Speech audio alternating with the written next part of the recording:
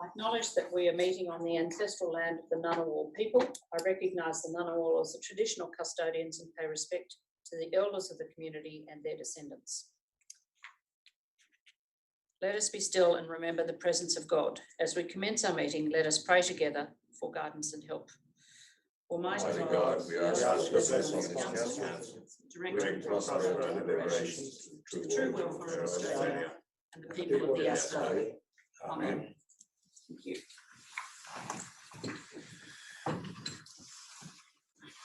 I don't think we have apologies, although Councillor Harker has indicated she may be late. We'll just acknowledge that as we, she may have to zoom in at a slightly later date, so we'll just note that later. Sorry, Councillor McManus, on to pecuniary interest, declarations of interest. More interested in, I believe Councillor Harker has something to add about the RMS item. Yes, she has some additional information, so if we could adjust the agenda. Do we have a sense of when Councillor Harker will be able to join us? We're told 15 minutes. 15 minutes. Okay. Oops, she's coming online right now. Oh, okay, that's all. All right, thank you. There she is. Councillor Harker, you bought sufficient time to her get on the line. So I had a cunning plan, I did. The apologies are nil. And so I'll move to declarations of pecuniary and special interests, special disclosures. Are there any at this stage? Councillor Jones. Yes, it's a little bit left of field. Item 13.2 in confidential matters. It's the tender for cleaning services, page 332. I'm going to declare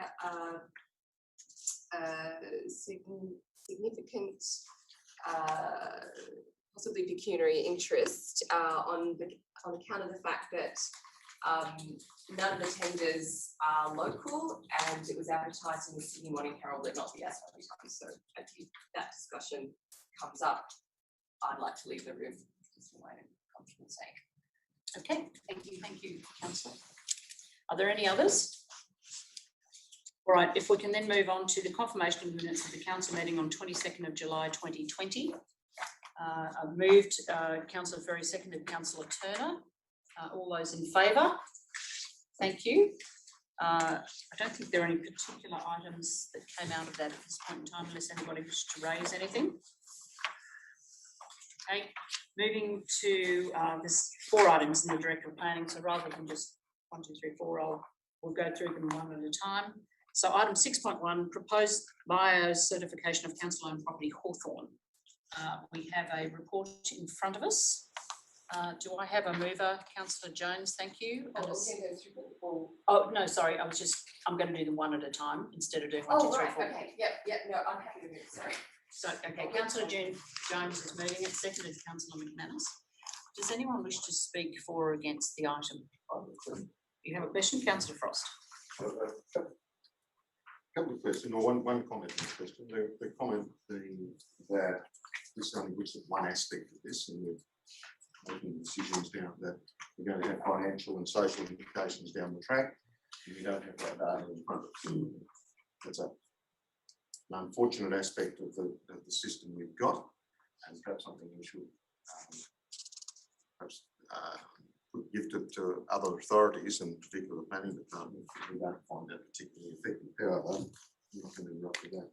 But I wonder if the staff could go through that system a little bit more, because I wonder where the public gets their opportunity to contribute to this process.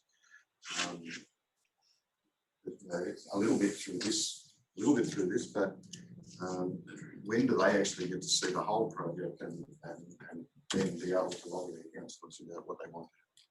So just the question is trying to summarise what's the process going forward. We start with bio-certification, and then you're trying to get an idea of what is going forward. Yeah. So this is probably this is probably the most significant from this one or the last or the next item. The most significant development the council has been involved in for a long, long time, and we we haven't really got a lot of, we haven't had a lot of input from general public about what they want to see out of it. We bought the land quietly before the price went up, and so on, right through the whole process. So I'm just wondering, where is it in that process that we do it? I'm not saying no, I'm just wondering where it is, and so that we can prepare the public for it. Through you, Madam Mayor, this is base work for the preparation of a planning proposal. The planning proposal process has a community consultation component to it. It must be placed on exhibition, and it would include a whole raft of documents in support of that proposal to rezone if we do go to that level. The biodiversity certification documentations will be part of that package, so it will be part of a totality of usual documents that we have on there. The idea being is by doing some of this biocertification work up front, it means that once the land is rezoned and individual applications come in for parts of that land, that work doesn't have to be done at that particular point in time. Actually, they can rely on the work that's already done up front. It was an initiative that was put in quite a number of years ago by the state government, but not many people have actually used the biocertification. I think there's only been a handful of councils that have actually done it because of the sheer amount of work involved. However, a project of this scale does lend itself to doing that because it's covering such a large area, which makes it reasonable to do all your environmental studies for that entire large area rather than doing it on individual small parts of the site. So yeah, the first step in the process will be, once it gets to the planning proposal stage, there'll be a level of community consultation there, and then should the land be rezoned, there'll be a further consultation process when individual applications come in for different parts of the development through the DA process. So there's another 2 steps in the process as well. The way we're thinking at the present time about this land is a bit like Parkwood, where we have a requirement for detailed planning, master planning, to be done prior to the DA step in the process. So that in itself will also require engagement with the public. So planning proposal stage, master plan stage, and DA stage will be where community get to have input into the detail. So essentially, what we're saying is that this is part of the process to provide the community with broad information so that they can then have input into the further discussions on what happens with Hawthorn down the track. Okay, Councillor Jones. Just before speaking to the motion, I thought it also might be useful. If I could ask our new Director of Planning to discuss with us what these three options equate to in terms of the growth of the village, in terms of lot yield for each of these versions, or the saving all the valuable land, or having some offset, what that would mean for the yield, but also to give us a timeline so that people understand that these wheels move slowly, and it also involves more certification work to be done, and also to give us some transparency and visibility on council's role being one of the authorities. What privileges do we have what privileges do we have as in this situation, and why do we have it? Okay. Sure. If you go to page 19 of Council's agenda, there's a table there that goes through the 3 scenarios of development. So essentially it looks at scenarios in terms of not setting aside any land, setting aside some land, and probably the third option would be the sort of, we have the Rolls-Royce of biodiversity outcomes. I think option 2 is probably the balanced outcome in terms of development of the land. So essentially you'd be looking around 188 hectares of land being able to be developed. and around and an R2 zone, you'd be looking, say, 148 hectares of that land would be available for subdivision, and then the balance would go into the environmental zones. So the E4 zone could potentially also yield some lots, depending on the minimum lot size that would come. The second part of your, there's a number of parts, what was the second? Oh, so for the community of Murray Bateman, to understand how many more families that would mean in Murray Bateman, what are we talking about in terms of that 188, say? Oh, I don't, Chris, would you have some idea about what you think? Oh, look, if, Liz mentioned it to us the other day. yeah, look, I think if you were,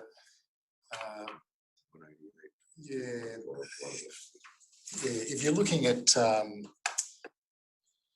if you follow the Canberra model, they'd be looking at 15 lots per hectare as a yield. But we're not suggesting that. We're suggesting more around about half that at best, or north. That's 7. North. 7 lots a hectare. Just roughly, just work it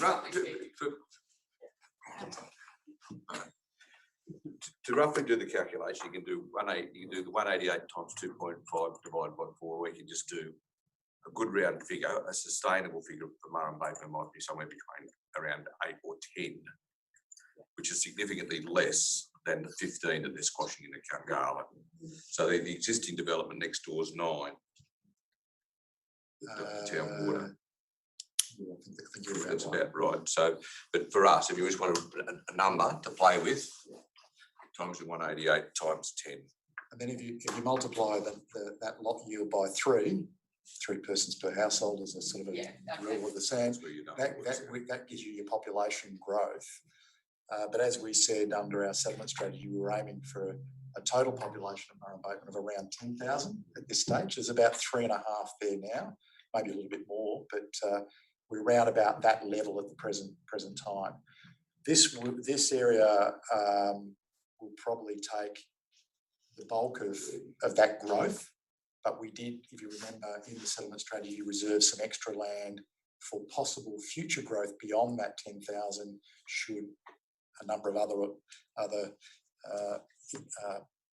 matters be able to be resolved. In terms of the big one, obviously being water supply, being critical. This is all reliant on. Yeah. You'd also, Can I just remind everybody that that's not going to happen tomorrow? no, It'll take 5 to 10 years to get an approval through the government, and it'll take another 15 to 20 for it to grow. So don't panic. present- That was my present buildings that take 18 years for after approval. So we're talking, this is a 25 to 30 year full stop. So it's not, it's a very long-term agenda. And in terms of the work that we're doing, while we're doing all this environmental work at the present time, the other big constraint to Murray Bateman realising its growth potential is water. So while the Yass to Murray Bateman pipeline assists with about 1,000 lots, that's certainly nowhere. That's basically the existing zone land. It's not taking into account any extra zone land. So we need to secure a water supply from an alternate source if we're going to realise that growth potential. That work at the moment is to do that investigative work on water is currently with Department of Water for consideration for funding. So fingers crossed, we'll be able to get a project that will do that work. But to me, if we don't secure water, it doesn't matter how much constraints mapping do, how much master planning do, that will never be realised if we can't solve the fundamental issue for growth.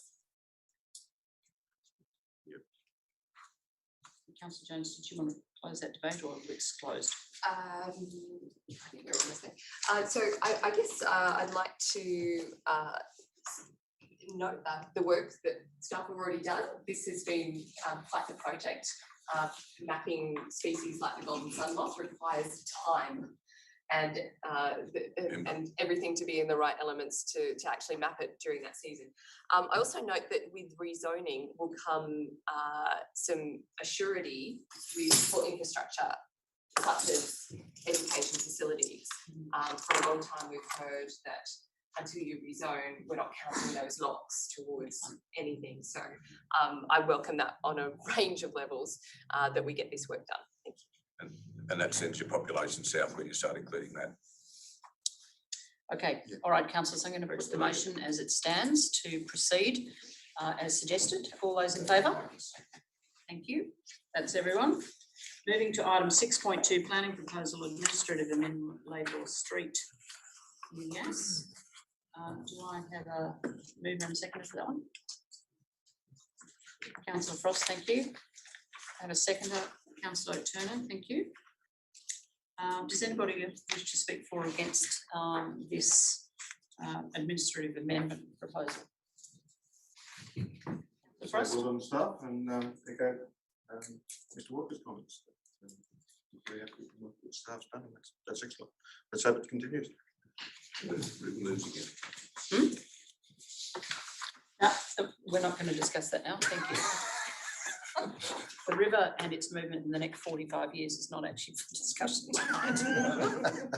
All right, We're councillors. just moving at the moment. Councillors, all those in favour? Thank you. That's everyone. Thank you. Moving to item 6.3, planning proposal Sutton Road, Sutton. Do I have a mover and seconder for the recommendation in front of you, councillors? Councillor Jones? Yes. Thank you. Councillor Burgess? Thank you. And in moving that, if I could just ask the Director of Planning through you, Madam Mayor, just to outline for us where the priority of the bypass sits within our current situation, because it constantly comes up with Sutton residents. And so, you know, when they see more development coming, they think, more funds for a bypass.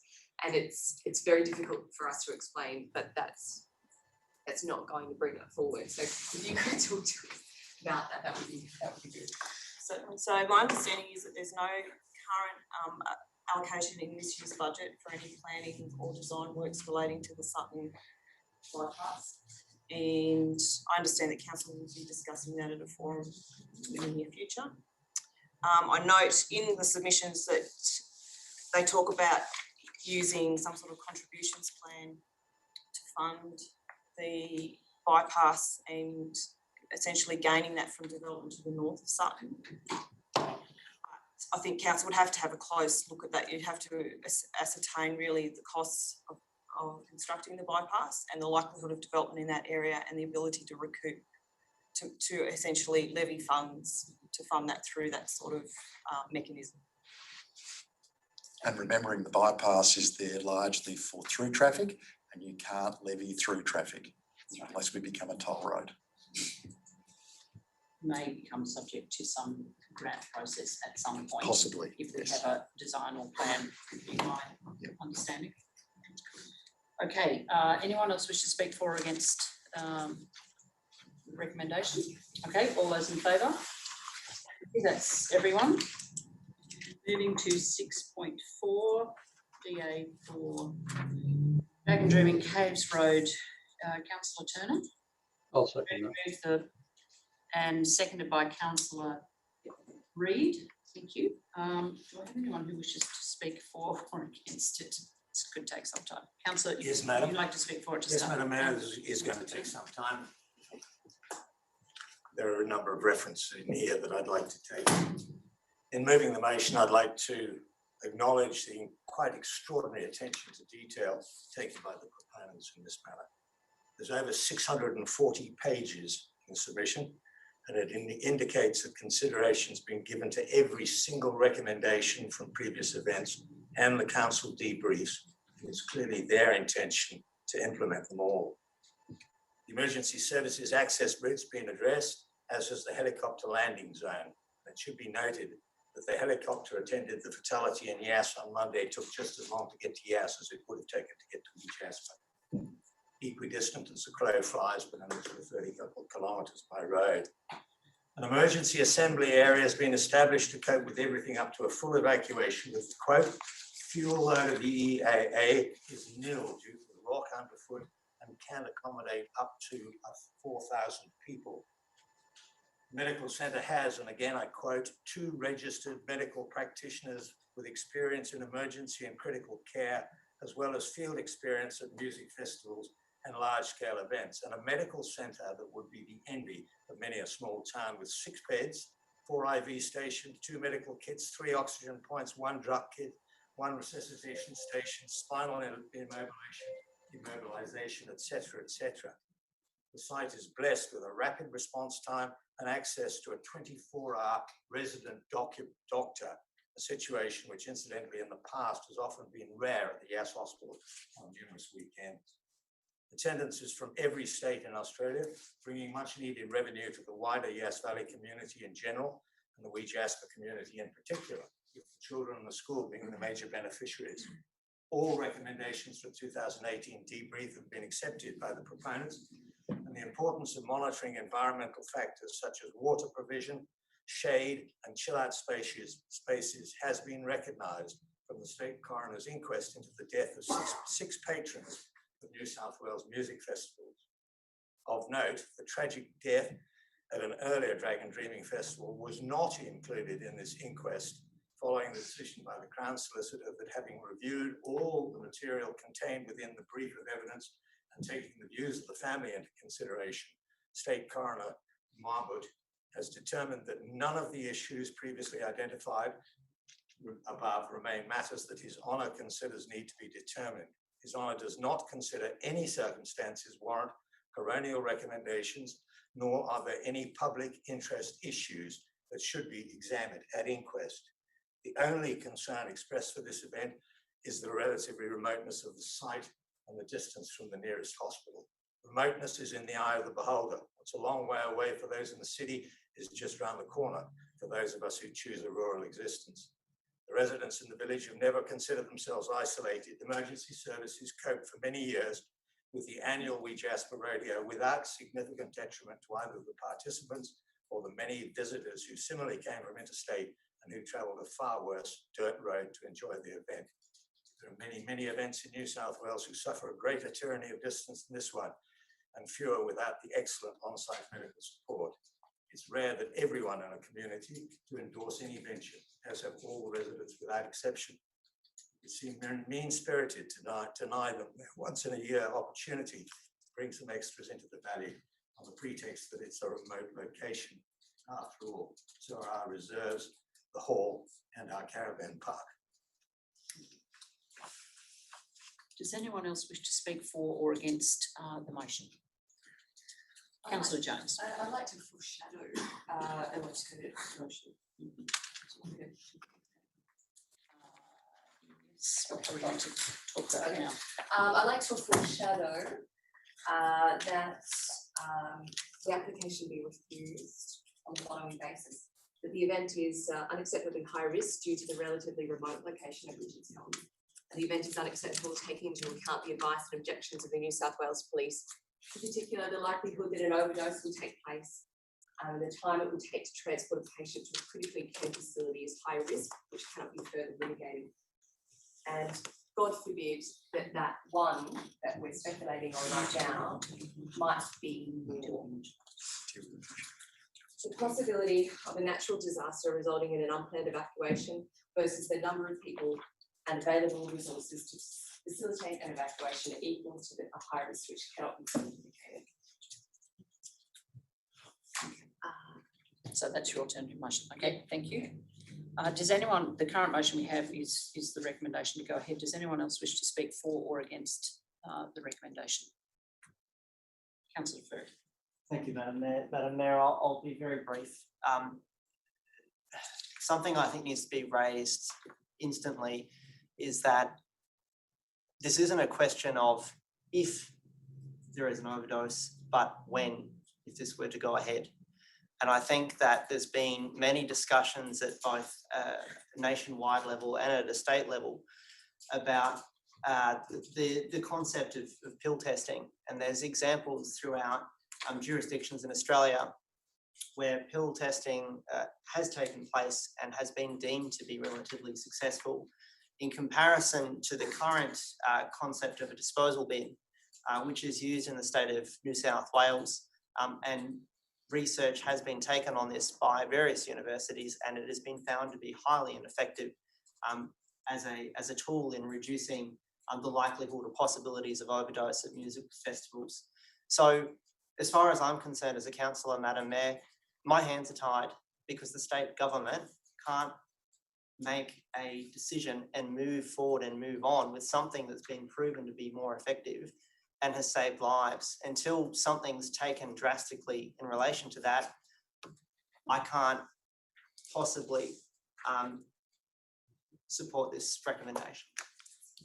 Anybody else wish to speak for or against it? Yes, Madam Mayor. Yeah, councillor Harker. Excuse the not standing up.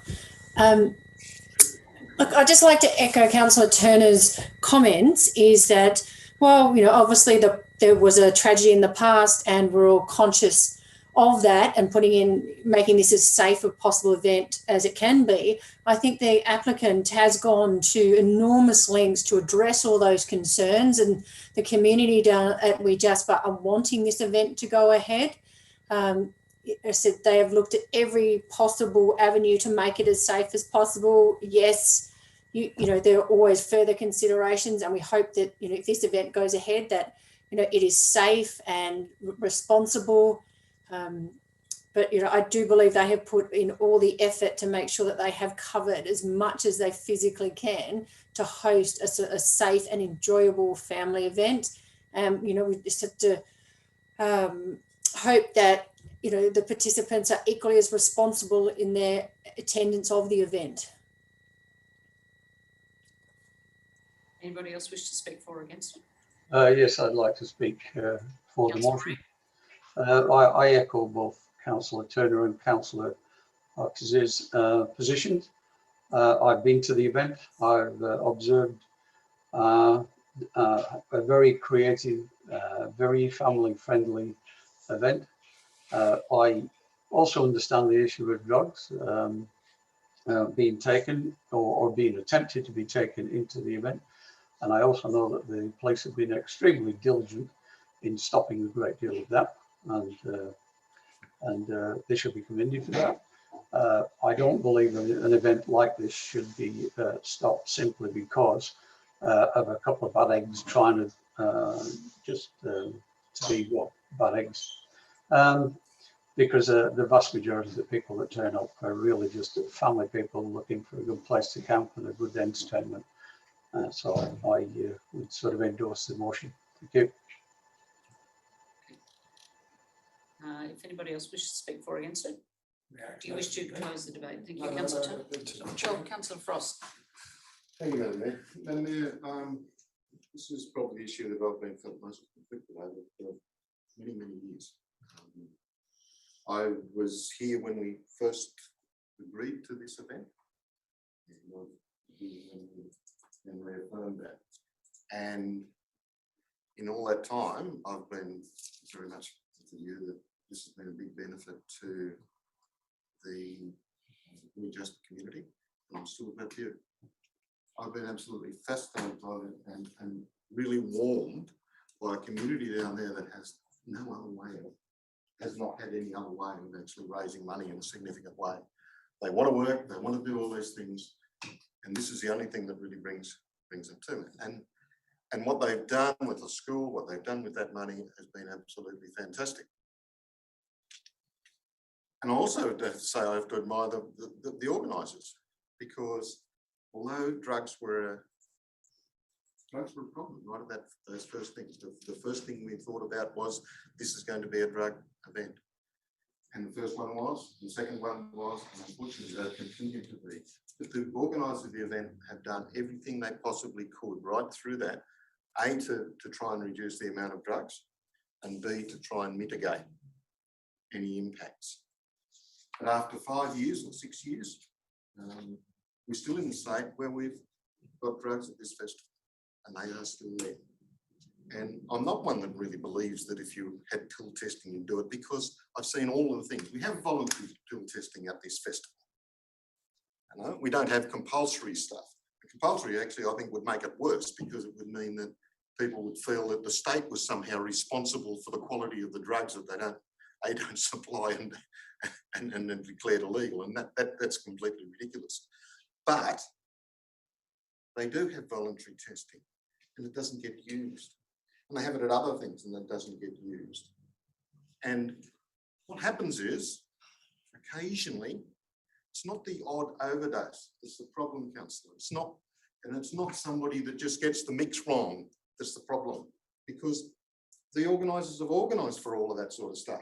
They've organised to have ambulances. They've organised to have, you know, planes able to have helicopters able to be coming in. They've done all that, and yet still the thing that the police tell us is the limiting factor in the number of arrests at this drug festival is the turnaround time of their officers making the charges and going out there, making the charges and coming back.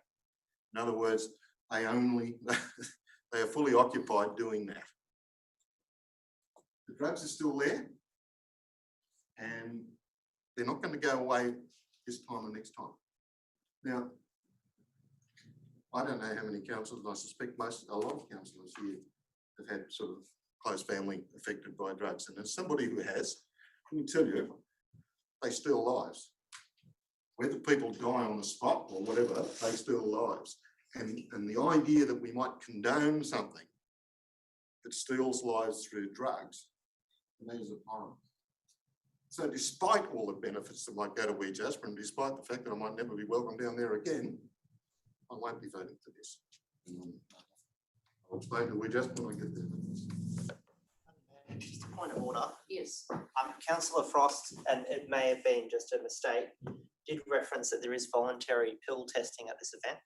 I just refer to page 58 of our papers, where it states that as such, pill testing facilities are not proposed to be available at Dragon Dreaming, and a condition cannot be imposed requiring it at this time.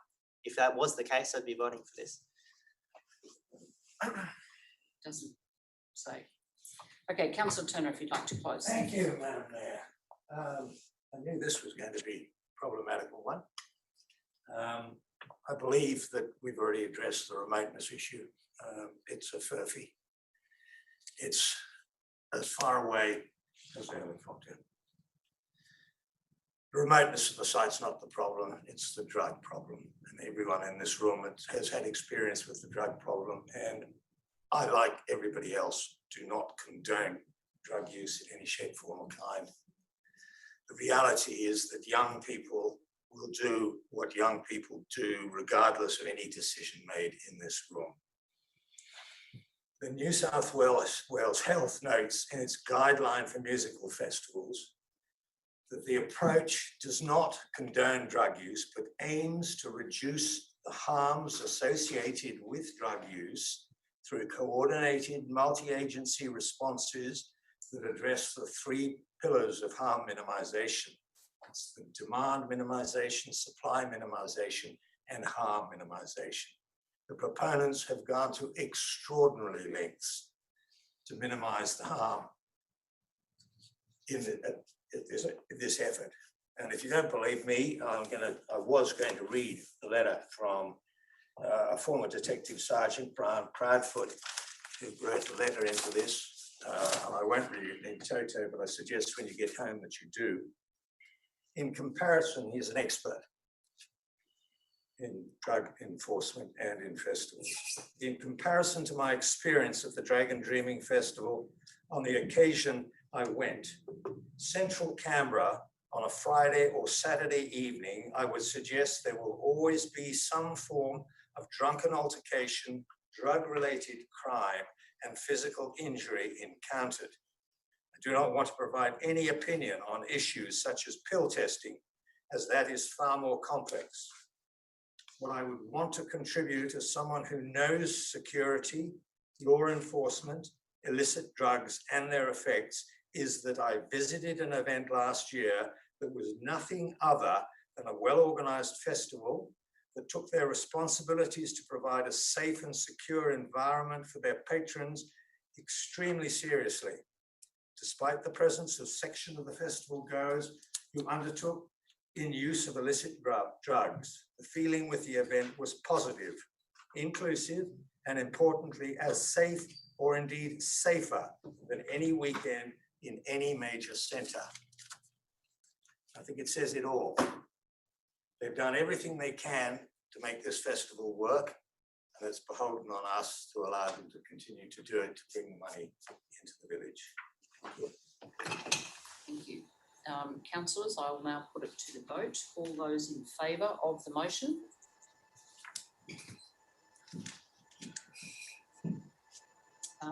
Councillor Harker and Councillor Reid have both got their hands up there. All those against? Councillor McManus, Councillor Furry, Councillor Frost and Councillor Jones. Against, motion carried. Thank you.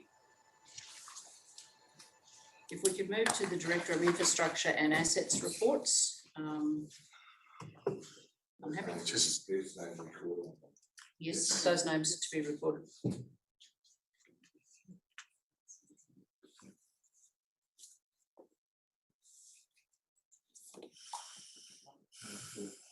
All is four. Assessed was 4. Okay, I'm just making sure that we've got the right. Names against it. All right, thank you. Moving to Director of Infrastructure and Assets reports. There are 6 reports in front of us. I'm just going to run through and see if there's anybody wishing to speak to them particularly. So 7.1. It's Wellington Road. There's an alternative motion, I think, to be put up. Okay. 7.2. Sorry, that is Wellington Road. That's alternative as well. To access to Murrumbaton Rec Grounds. I think there is an yes. So the next 3, 7.4, 7.5, and 7.6 are all recommended to go to confidential, as it may. The confidential nature would potentially, if disclosed, prejudice the commercial position of the person who supplied it. So if I can have a mover and seconder for those 3 items. Thank you so much, Councillor Turner. Thank you. All those in favour? That's everyone. So items 7.4, 5 and 6 are out. So moving to 7.1, I think there was a request for a slight variation to that recommendation. So we might just get that up in a minute.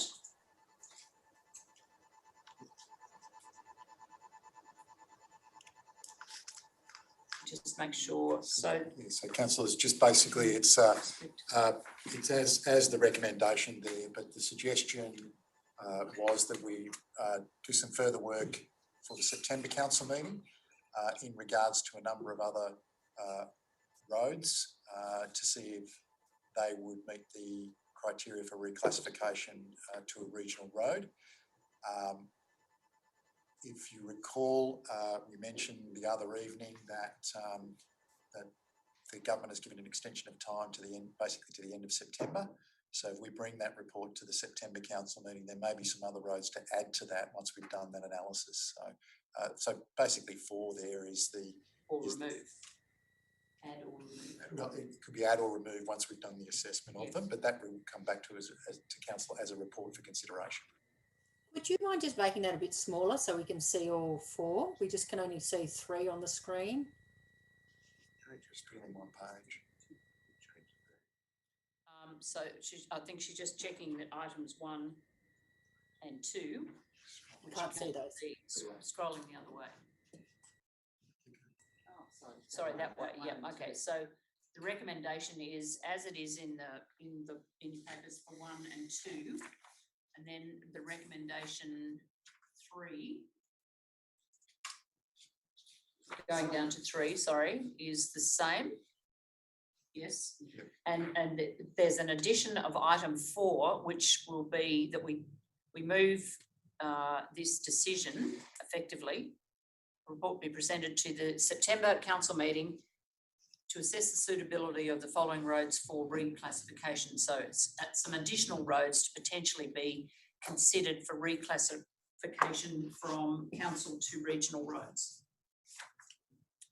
So do I have a mover or seconder for that recommendation, please?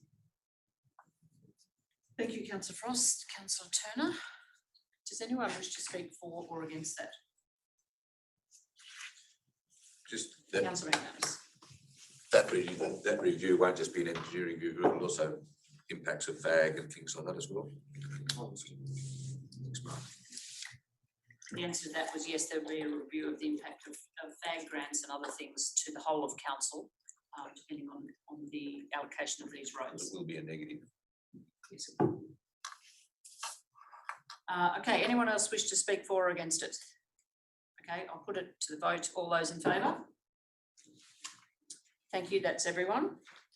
Moving to 7.2, safety concerns Burley Griffin Way and the conversation about barriers. I think there was a slight addition, so if we can just get, there was a request to slightly different recommendation, I think. So Madam Mayor, so the three key points are that council work with TF Transport for New South. To install traffic barriers adjacent to the residency intersection of Burley Griffin Way, Stephen Street, with Fitzroy and Richmond Streets. The installation of traffic barriers be funded from the State Road Reserve, and that TF New South Wales be requested to install fixed speed cameras in Bynalong. I'd like to add a fourth point, and just have to get clarification from our director on the right word for this gadget. Is it the VMA, the light up sign? The VMS. VMS, thank you. Okay, so and council's portable VMS unit be provided subject to availability. So if there is an emergency, sometimes we can pull it. And this work is going to take at least 6 months for this to happen. So whatever else we can provide will be appreciated. Okay, I have a seconder in Councillor Furry. I think we all know how quickly Transport for New South Wales work. So hopefully this gives some support to the request from the community for urgent access and improvements to the safety within the. Councillor Jones and Councillor Furry. Does anyone else? Councillor Furry, sorry. You're right. No, that's all right. We're going too far. Does anyone else wish to speak for or against it? I think it's a good solution to trying to resolve what is an ongoing problem for the residents of Bynalong. Okay, in that case, I'll put the motion as it stands. All those in favour? Thank you, that's everyone. Moving to 7.3, access to Murrum Bateman Rec Grounds Barton Highway. I think there was a slight variation to that recommendation. Yes, Madam Mayor, we sought some further information in regards to the number of trees that form part of that memorial, and tried to identify some gaps in that stand. I circulated a plan that was prepared by one of our staff members to indicate there's about 29 of the plane trees in that stand. There are a couple of gaps that could offer a suitable location for replacement planting. There's been 6 potential sites identified for those replacements, just to fill in those gaps as part of that memorial. And the suggestion was also made that some sort of form of commemorative marker to recognise that stand as a tribute to people that have served in the 2 major world wars. Could I comment on that? Yes. Yes, rather than say let's Question or an amendment you want to make? Sorry, was that a question or an amendment to that recommendation? I would like to make an amendment to the recommendation. We'll move the recommendation with an amendment, sorry. Yeah, I'm quite happy to move the motion if it hasn't been moved yet. No, it hasn't been moved. And if Okay, you'd like to well, I'd like to move it as a motion, but change the dot point, the first dot point. You want to change the first dot point? The first dot point says that we will replace it with 6 London plane trees to be placed between the gaps. I think what we should be doing is going back to the community and consulting with the community as to what they would like to do.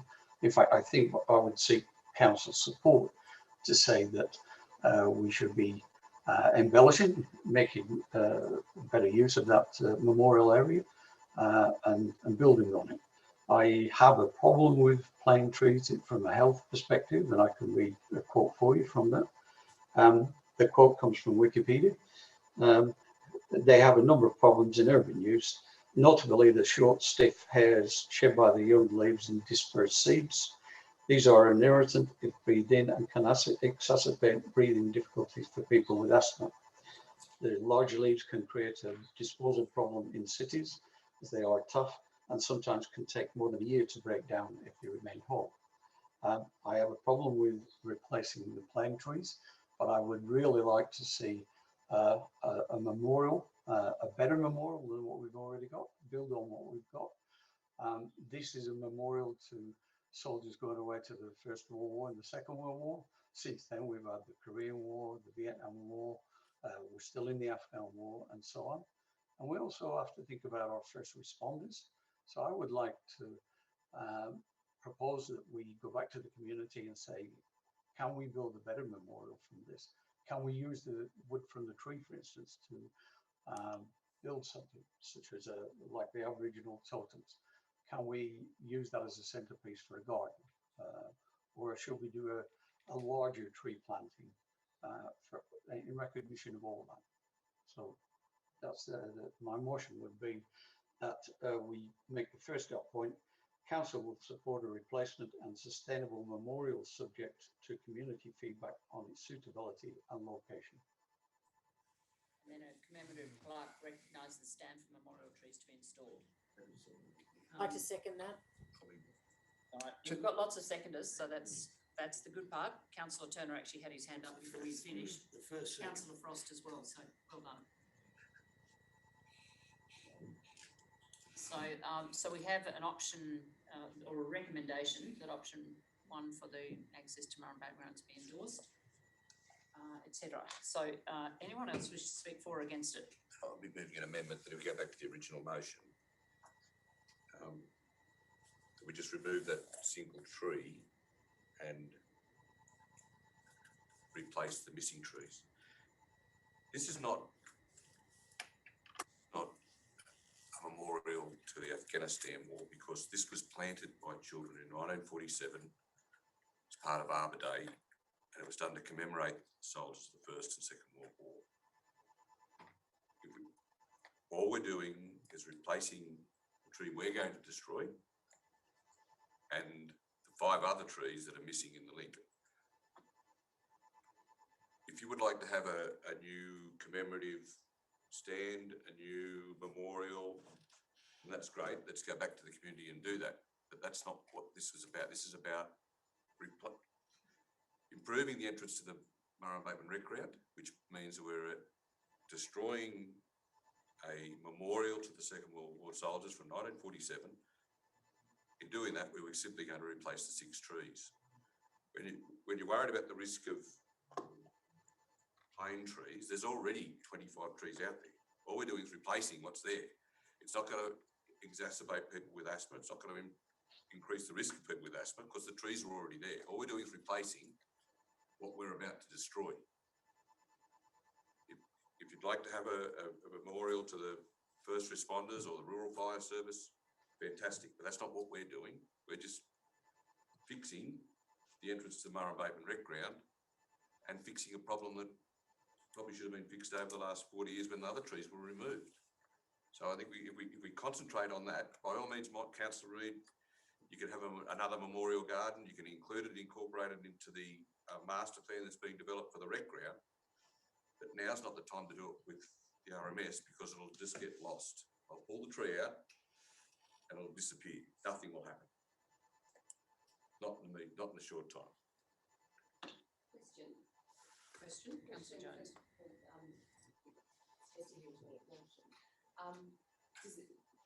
Are you amenable to it being a different type of tree? No, because they again, the London pine trees were chosen. They're on a national register of memorials. Children chose London plane trees because it linked them back to London and England and the home country. Not our choice. It's what they did back then. All we're doing is restoring that. It's the integrity of it. If you want to plant gum trees there, it will look ridiculous, and gum trees drop limbs and kill people.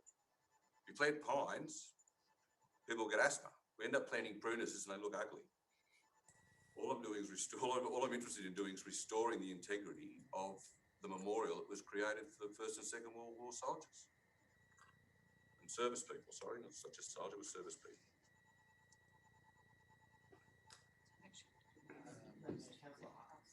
Sorry, Councillor Harker, you have a question? Thank you, Madam Chair. I just wanted to speak in support of Councillor McManus in terms of if you understand the history of the correlation between the London plane and why that particular tree was planted. From a historical significance, it's really important. Not taking any disrespect in terms of what Councillor Reid has mentioned. Yes, they do have allergy issues, but a number of trees do. But these trees were already there. And speaking to the community groups in Murrum Bateman, they actually mentioned to me that cuttings have already been made and they need to be located to actually restore these trees. That someone in the community, when they were lost, did actually take cuttings and grow them. So they're actually going to find out if those cuttings ever developed and if they're still in existence, because they may already been around. So I think you're either doing one of two things. You're either restoring a memorial, you're not replacing it.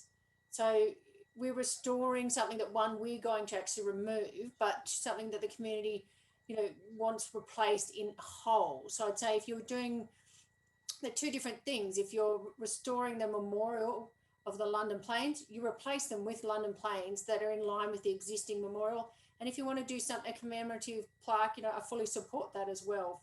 That's something separate to what we're replacing here from what we're going to take down to improve the entrance. Thank you. Okay, does anyone, we need to deal with the amendment. Do I have a seconder for the amendment? Motion. No, the McManus. There was an amendment put up. So it's an amendment To to Councillor Reid's motion. And you have to deal with the amendment first before we can deal with the motion. So we have to deal with the amendment. So we have Councillor McManus and Councillor Harker have moved an amendment. So does anyone wish to speak for or against the amendment? Yes, I'd like to speak against the amendment. Yes, thank you, Councillor Reid. Councillor McManus just said that we're replacing one tree with another.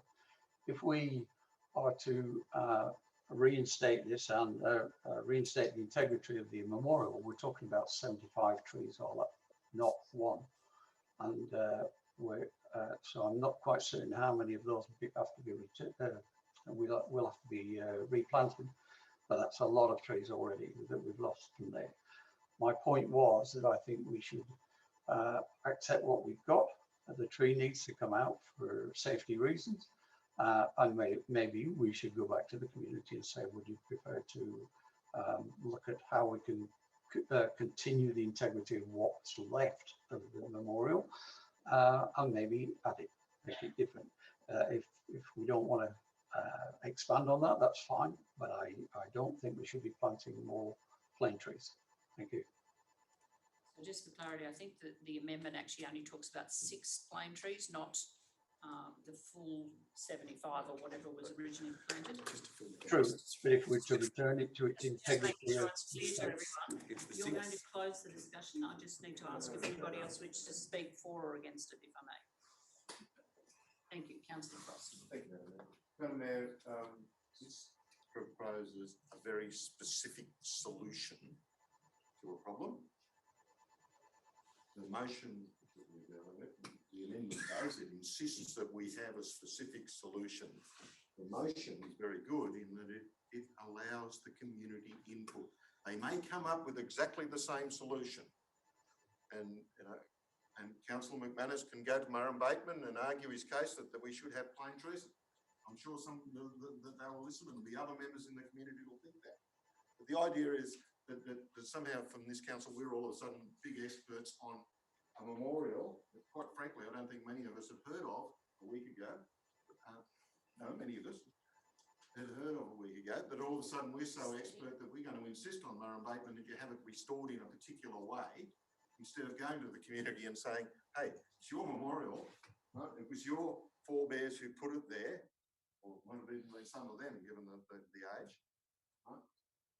You decide how you want it to be, that commemoration and that memorial to remain going forward. And they may decide exactly the same as what Councillor McManus is proposing, but give them the opportunity, and not let's insist in a debate around this table about the right state of what a war memorial should look like. And this is a second part of that. It could also, one of the parts that I really liked about Councillor Reid's motion was that by engaging that community, you reaffirm the importance of it, of that memorial, but you also mean that they are willing to be able to input into a proper ceremony, not just a plaque that gets whacked up as we leave, but a proper ceremony so that it re-engages the community with the terms of that memorial. So I'd say the original motion is far better. Thank you. Can I just ask a question of the mover and the seconder? If we had a commemorative plaque recognise the stand of memorial trees be installed in consultation with the community as to how they want that to look and feel. It's just having consultation with the community about the commemoration plaque, whether it's a garden or a plaque or whatever, is the only suggestion. I'm wondering whether you will accept. Can I make another suggestion? Councillor Harker, yeah. no, Councillor McManus. Oh, McManus, no, Councillor McManus can go first, thanks. Okay. I think I'm actually happy to incorporate some of what Councillor Reid is suggesting. I'm not opposed to community consultation. I just think we should use this opportunity, because we're going to destroy a memorial, to replace the 6. Put the 6 up, restore the memorial, have the community consultation, talk about a plaque, talk about further developments. It's just that we shouldn't be knocking over a war memorial without trying to do something about it. If we can include the council, go back to the community to discuss a future memorial, that's fine. I just want to replace the 6 trees and build the entrance at the RMS, which is what we're supposed to be discussing anyway. Through the Mayor, to help out, maybe there's 2 parts. One suggested that by Councillor McManus, but part 2 would be, which is effectively looking at a new memorial in an appropriate location and its suitability, involving community consultation about that. So you've got a future project. We've got a workshop coming up, for instance, on Monday in regards to the rec area, and if that was one of the areas that you thought might be useful, you might actually then try and earmark that as part of that particular project for the future. The plane trees extended all the way back to Hawthorn. Some of them still do. Some of them still do. So what the photograph reflects what's in the village, but I believe, Alison, that it goes all the way back to Hawthorn. Is that what you found out? Well, when you drive there, you can see them all the way back to where the roadwork is. So you can actually see them. I'm like many, we drive past them every day, and that they were put in by the children of the war veterans at the time. I have another, I suppose, consideration for Councillor McManus, that, and also maybe for Councillor Reid. You know, I fully respect that there is a very active community group here that, I know when I spoke to them, said we so appreciate council's help with this, and that maybe as said, the other option is you don't prescribe to them. You, in .1 of the amendment, you say after consulting with the community that the 6 London plane trees be replanted. So if they have a serious objection to us doing this, they can bring it up. Yeah, okay, can I make a comment there? My amendment is simply that we support the replacement of a sustainable memorial subject to consultation and feedback from the community. That community consultation may be to put in 6 plane trees, it may be to put in 1, It may be to put in all those that we've been lost over the years. I don't have a problem with that if that's what the community wants. I'm just saying that we should be asking the community what it is, rather than saying the answer is 6. Why isn't the answer 1? We're only taking 1 tree out. That's the problem. That's the point I'm trying to make. If we've got all these trees and the community really wants to put them in, let them put them in. I don't have a problem with that. My suggestion was that it is an opportunity to step back from the process and have a look at building something bigger and better. But at the basic level, I'm more than prepared to just go back to the community and say, is that okay? But why we're putting 6 in? Why not 5 or 9 or 10? I have a problem with that. Councillors, perhaps I can just add something to it. At this point in time, the RMS are doing some road safety improvement works on the Barton Highway. They, as part of those works, are proposing the removal of that tree. They need to mitigate the impacts of the removal of that tree against the project that they're undertaking. A replacement planting could be argued is reasonably linked, tightly linked to the removal of one of those trees. By saying it should be something completely different, like a new memorial garden somewhere else, you're starting to lose the nexus between the impacts that they're proposing by removing the tree and a new project. So I think you just need to be careful about the sort of outcomes that you might be trying to pursue. This should be against the project. And if you want to do something like a memorial garden, I think is a little bit more remote from the impacts of the project, and you perhaps should look at that as a separate project in its own right. I'm prepared to withdraw those words. That wasn't my intent. I was simply saying there was an opportunity to open our eyes to something bigger. I'm perfectly happy that the memorial to be replaced is at least 1 tree. And if there are to be more, then we need to be consulting with the community about how many. Because I know there's some resistance to putting more and more plane trees in. But if the community actually wants that to happen, then we should restore the whole memorial as it was, not just 1 tree. Well, can I suggest then that we're, having gone around in a circle quite well, that we've come back to the recommendation the staff put up, which was that we have to give permission for RMS to remove a tree so we can fix the entrance into the recreation grounds, which is for the whole community. They give us 1 tree or cost a tree, and then we discuss the 6 trees, the 75 trees, the memorial and everything else at a different option, because this report to us is in fact about the removal of 1 tree while the RMS is actually working on the road as we speak. So we'll need to go through and agree or disagree to the amendment, go to the one moved by Councillor Reid, and then we can possibly go back to the beginning, which is the first one. You can foreshadow that one. Yeah, all right. Madam Mayor, happy to foreshadow the recommendation. As it stands in the report. 6 trees though. I know. Get them today. I'll pay for the 6 trees. No, you're going to have to take them from ones that people have taken cuttings I from. know they're out there. That's what they've been. Okay. They've been picked. All right, councillors. All right, so we can get to a resolution.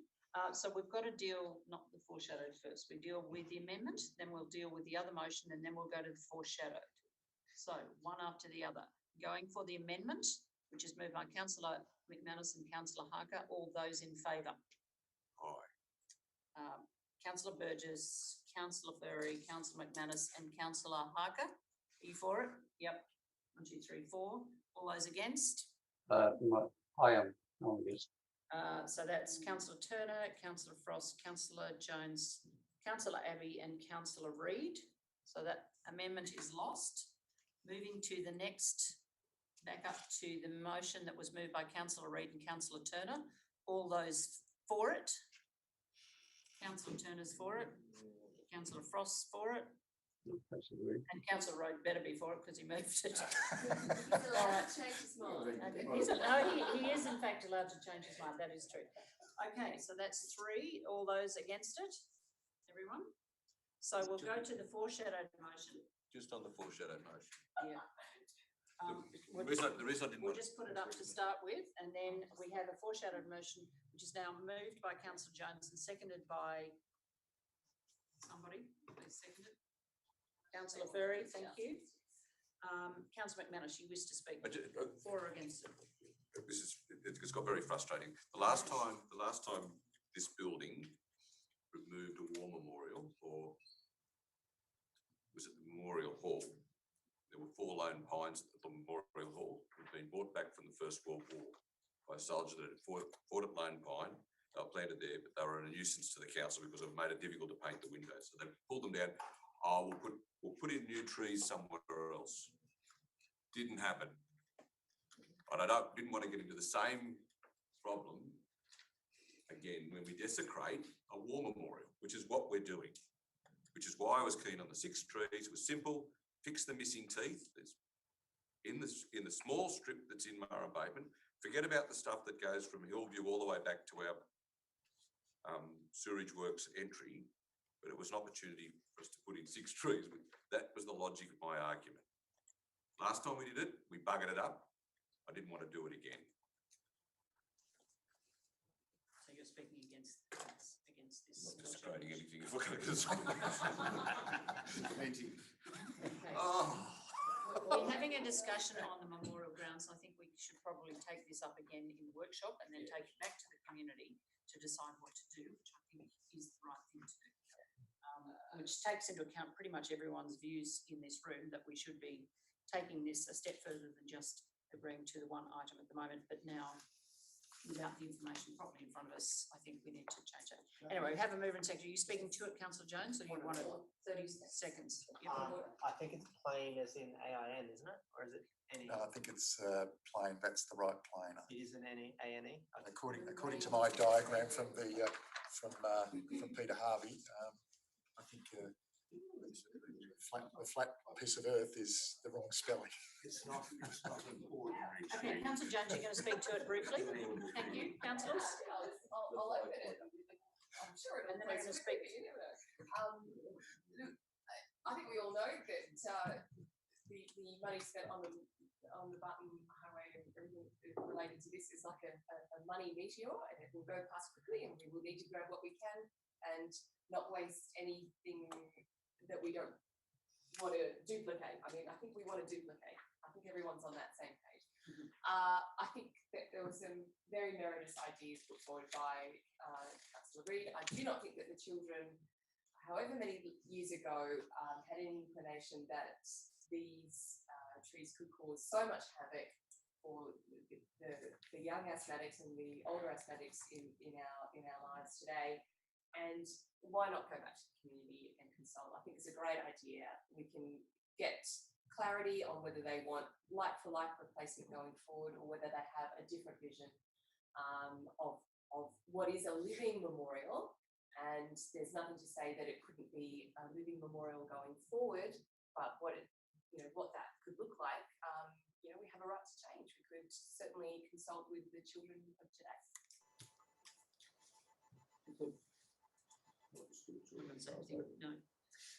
No. I'm quite full.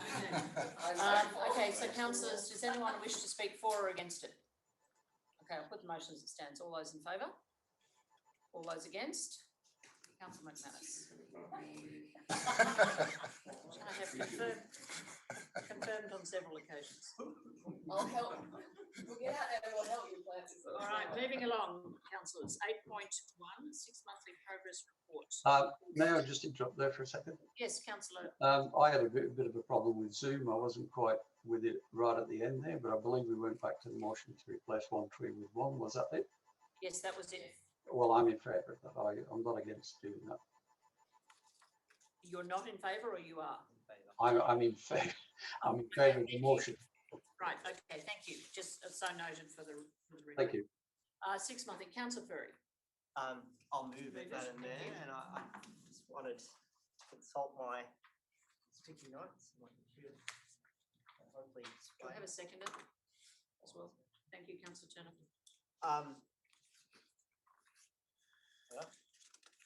No, this is the 6 monthly progress reporting, Yes. 8.1, that's correct, isn't it, Madam Mayor? Thank Yes. you.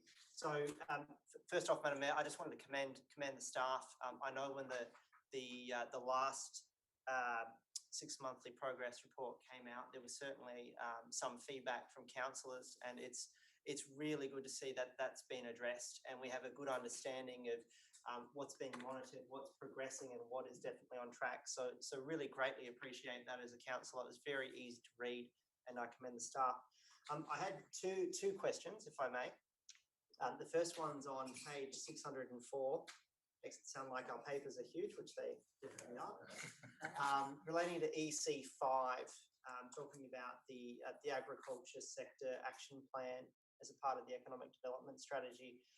Just had a question about whether or not that as a part of putting this action plan together, that there'll be consultation with the Economic Development Committee, and whether it's felt that there should be consultation with the committee. Possibly, yes. Okay. Thank you. That was very quick. Thank you. 599, so working backwards, EN2, just to do with the environmental sustainability policy and action plan. So two-part question. The first part is, will this be walked through or talked through as a part of a councillor workshop? And through Madam Mayor, part two, noting that we haven't really had an environmental committee, having been on it, I think, in 2011, 2012, for several years. Will this plan be part of, and similarly the agriculture sector action plan, part of or subject to public exhibition? I have to consult with strategic planning on that in terms of the environmental plan. But certainly, I believe we need to have a more strategic document around our environmental outcomes, so that when we do reports or we have discussions around tips, waste, recycling, we've got targets that we've agreed and consulted with our community about. So for me, that's an area for improvement more generally in terms of what we do here.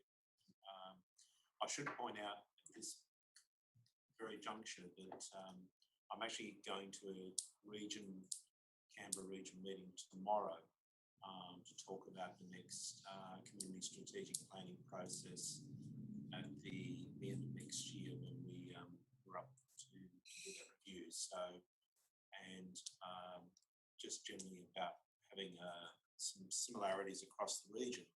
And I think the environmental pillar is one of those areas where we can leverage a regional approach rather than trying to do it on our own, to a lot of those outcomes. So that's a discussion that I'm having tomorrow, and it would be my intention to bring that back to the councillors at a workshop sooner rather than later about what comes out of that meeting tomorrow, and give you a bit of a roadmap as to how I see this going forward. Madam Mayor, I'd like to, through Madam Mayor, thank the Director for his responses, particularly noting that one part of commentary that's coming back from residents at the moment, certainly through my emails, is to do with illegal dumping and unauthorised shipping containers. So I have particular interest in what those outcomes are, and once again, thank the Director. Okay, thank you. Does anyone wish to speak for or against 8.1? That's the case. Thank you very much for the efforts of the staff. All those in favour? Thank you. That's everyone. Moving to 8.2, draft 1920 annual financial statements. There's a recommendation in front of you. I have a mover and seconder for that.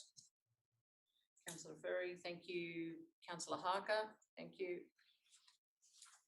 Does anyone wish to speak for or against it? Thank you. Yeah, you can ask a question, Councillor Frost. When do we actually like to see them? We just, as councillors, we're endorsing and moving on and doing all those things. And haven't seen them yet. And I'm not sure that I've even seen a full quarter report. Maybe I'm wrong on that one.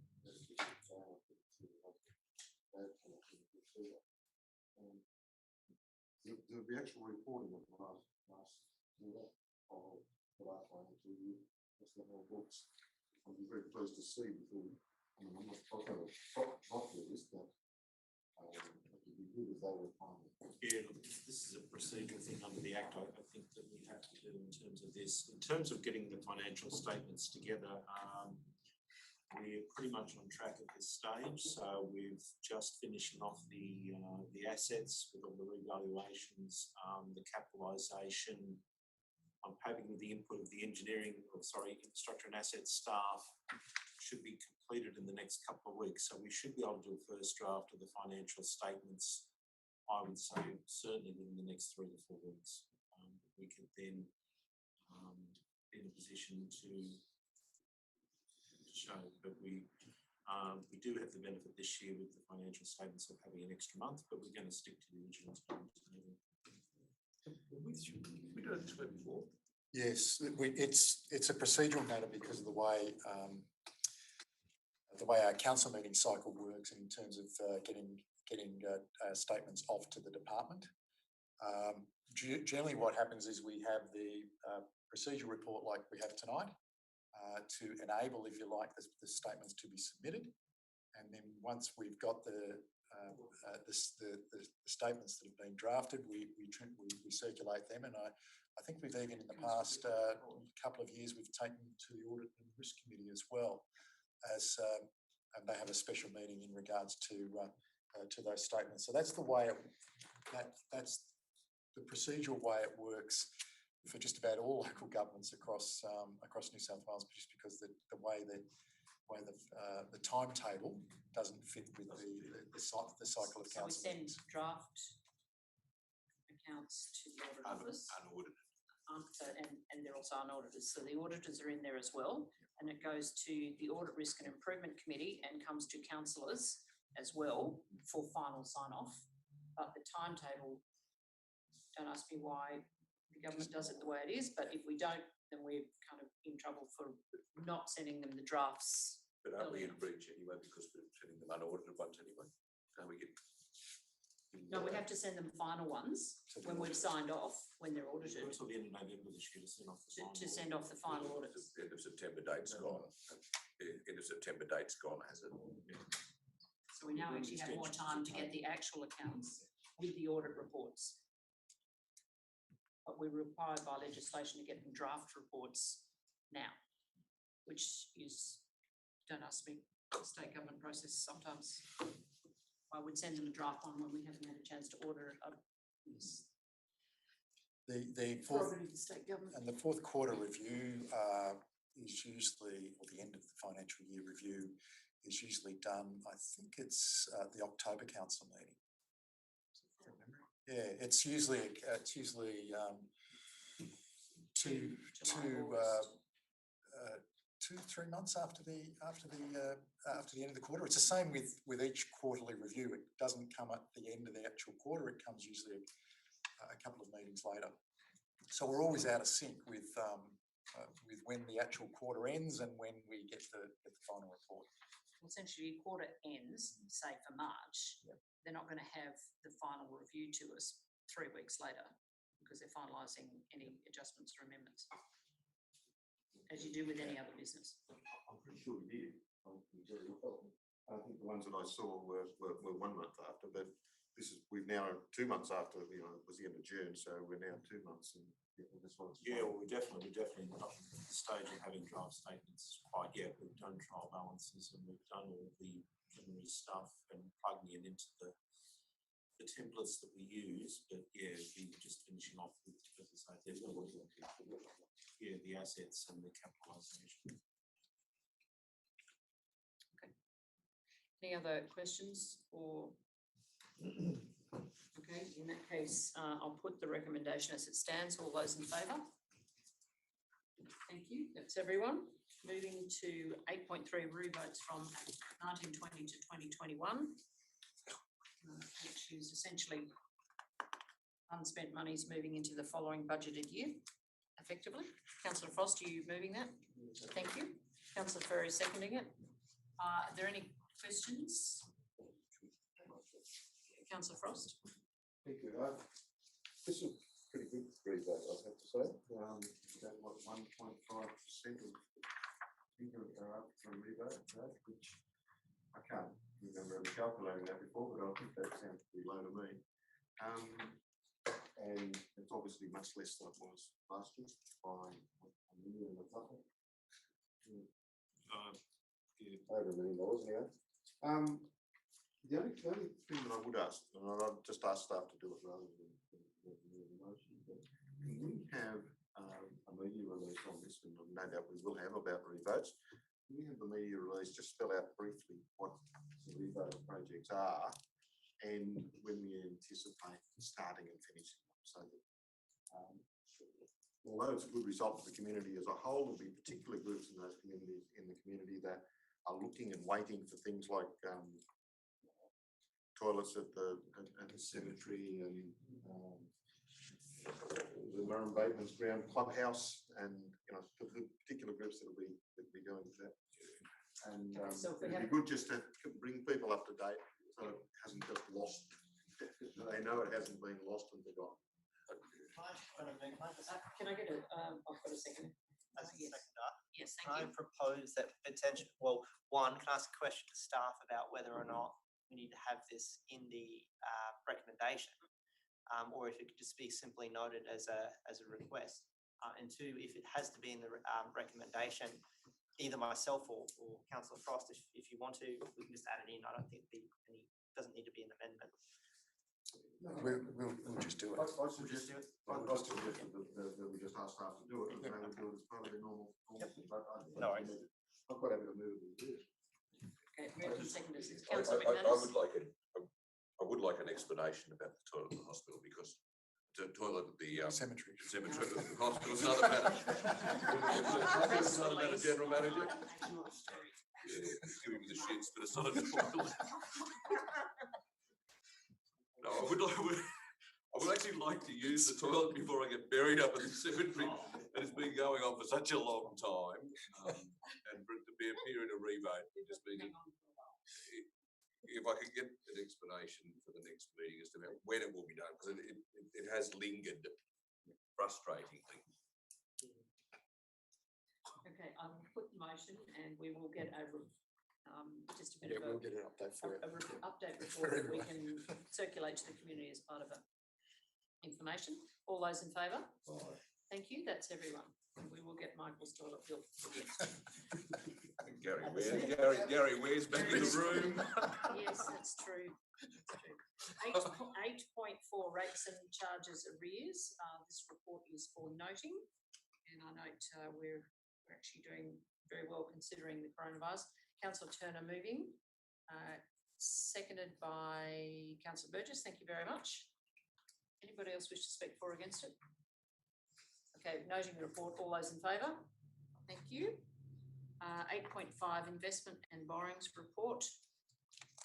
Again, the report is noting, and we've got a summary obviously in front of us. Or can I have a mover and seconder? That Councillor Harker, thank you. Moving your screen around. Councillor Turner, thank you. Anybody else wish to speak for or against it? Questions? All right, all those in favour? Thank you. That's everyone. And 8.6, which is amendments to the Model Code of Conduct and Procedures for Local Councils. And I note that the Director has actually forwarded some additional information that was requested by councillors either yesterday or this afternoon. I had a flurry of emails, I can't remember which day it was. Can I have a mover and seconder for that one? Thank you. Councillor Furry, and thank you, Councillor McManus, for your code. That we adopt it. Does anyone wish to speak for or against it? Councillor Frost? Madam Mayor, I will vote against it. In part because I don't see what we're voting on. We're told we have to do this, and then we're told we have to vote. So what are we voting on? If we have to do it, and this is what the state government wants to do, then they should take responsibility and tell us that's what the new rules are, not invite us to vote on something we have no choice in, which doesn't make any sense to me. And the second part about the second reason I'll vote against it is because I don't actually think it makes any sort of a lot of the way that the code operates, and I've seen thankfully only a couple of times in my period here, the way it operates doesn't conform to what I would regard as natural justice. And there are issues about you know, there's a very old legal thing that says that if you are accused of something, you get to face your accuser. This doesn't allow for that very often, and I just don't think it's very good. I think it's being made tighter, and I think it's being made more bureaucratic, and I think it's going in exactly the wrong direction. The world should be a lot more open, and we should directly be responsive to our voters. And so I will vote in this. Councillor Ferry. Thank you, Madam Mayor. Look, I take Councillor Frost's point. However, looking through the papers, I'd have to say this is probably the most flexible I've seen OLG NSW in relation to the model code of conduct, noting that there was significant pushback from LGNSW and a lot of councils about some of the new things that were introduced as a part of the model code of conduct. I also note that in our report it talks about that it is allowing some flexibility for councils to maintain existing levels which are referred to in the code of conduct. So while I take Councillor Frost's point, I would say that I think there's the consultation's been slightly better than what it was when this model code of conduct was first put out. So it's a little bit better, not a lot better, but a little bit. And it gives some consultation flexibility to councils. Thank you. Okay, if anybody else wishes to speak for or against it, that's the case, I'll put the motion. All those in favour? Thank you. That all those against, sorry, Councillor Frost. Thank you. Motion carried. Moving on to 9.1, concept design for Civic Precinct, Library Work Hub. You have all been provided with a supplementary report if you'd like to talk to that. Yeah, just through you, Madam Mayor. It's probably easier to go to the supplementary report for the recommendation. It's picking up on the feedback that I received the other day where additional information was requested. So the supplementary report focuses on that additional information, which relates to the location.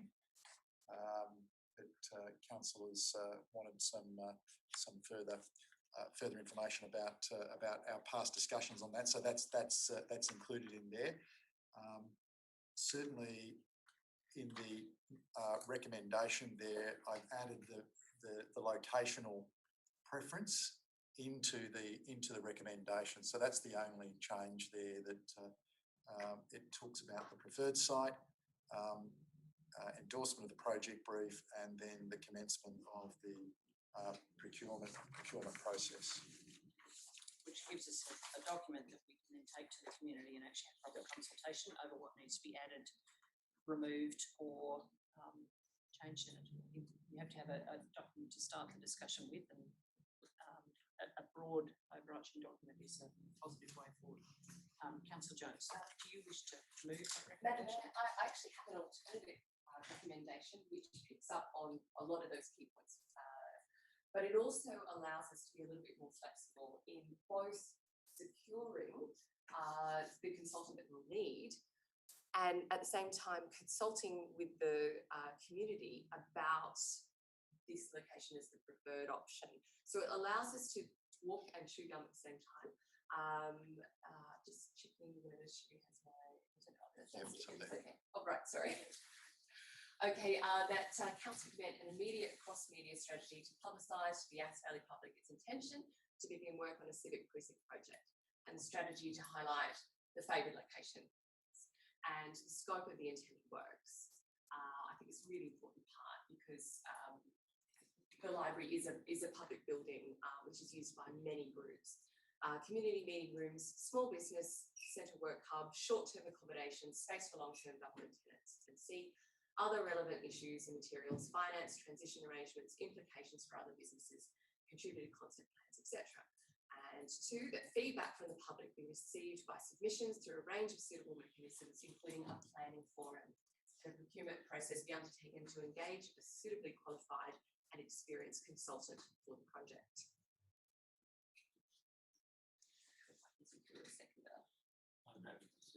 Okay. Madam Mayor, fellow councillors, I'm acutely conscious that this is also a publicly broadcast meeting, and I we've keep been forgetting. through a very serious event in terms of our water supply, and it may not be evident to the community that behind the scenes a lot of work has already been done towards a new treatment plant, and that our fearless leader is doing all she can to negotiate with, I'm sure, people like Michael and others to secure every avenue of funding that we could possibly get for those kinds of projects. So I wanted to state firstly that the water treatment plant is moving forward. We're doing all we can to progress it. That the heated pool is in its next steps phase and is in the budget for that next step phase. We're not ignoring those key projects that we've already gone out to the community and that the community is hurting on. And as the board of this organisation, we have an integral responsibility to the staff here that have to work in a building that has been repurposed time and time again and cannot be repurposed anymore. It's just not fit for purpose to keep staff in this environment, and we need a new building. The current library is so understanded for what our community needs. It's going to grow, our community is going to grow significantly. Children are a huge part of that. Our elderly are a huge part of that population and big users of a library. So it's really important that we get early consultation on the site, early consultation on how these user groups are going to use this new building, wherever it may be. We're going to need a consultant regardless of the location of the building. So it's important that we go out and we get that as part of the procurement process. But there is nothing to say that we can't engage on our favoured location and be transparent about what we intend to do. Because for over probably 4 terms of council, land has been secured around here. And you can say it was one strategic design, but no one council had a clear idea of what this location would be used for. Did you anticipate that you would have accommodation on it? Did you anticipate that there would be a library on it? Way back when? Not accommodation, but library. Got accommodation. So just to finish. Stay put for a second. So what I think it's really important that we show that while the process of acquiring land around this site does not mean that there has been a strategy passed down from one council to the next on what should go here, that we are going to engage with the community. And this is an important step. If we don't do this, we don't say this is our preferred location and talk to the community about that, we're essentially relegating them to the sidelines and setting the start line for the community 200 metres from where we are in terms of starting the process. We need to bring them along. And if there are serious objections, we need to learn from our history. The Park and Ride was a great example of going too late to the community on a location, and I don't want to repeat that. So there's a couple of questions and I've got one as well. I'm not actually sure what the first line means. So we're just going to have a meeting. We're going to send some stuff out to the community. An immediate cross-media strategy. Are you talking about that? Once that, and I'm just not sure how we. Is there a clear way forward with this? And I can't quite see it. I've left it broad for the very reason that we have a communications team that know how to engage with the community, whether it be through media release, whether it be through Facebook, whether it be through Valley Views, whether it be through a survey or other ways. It's not for me to dictate like the operational level of how you engage. So are you suggesting that we engage a consultant who then goes to the community, or we go to the community ourselves and then go to the consultant?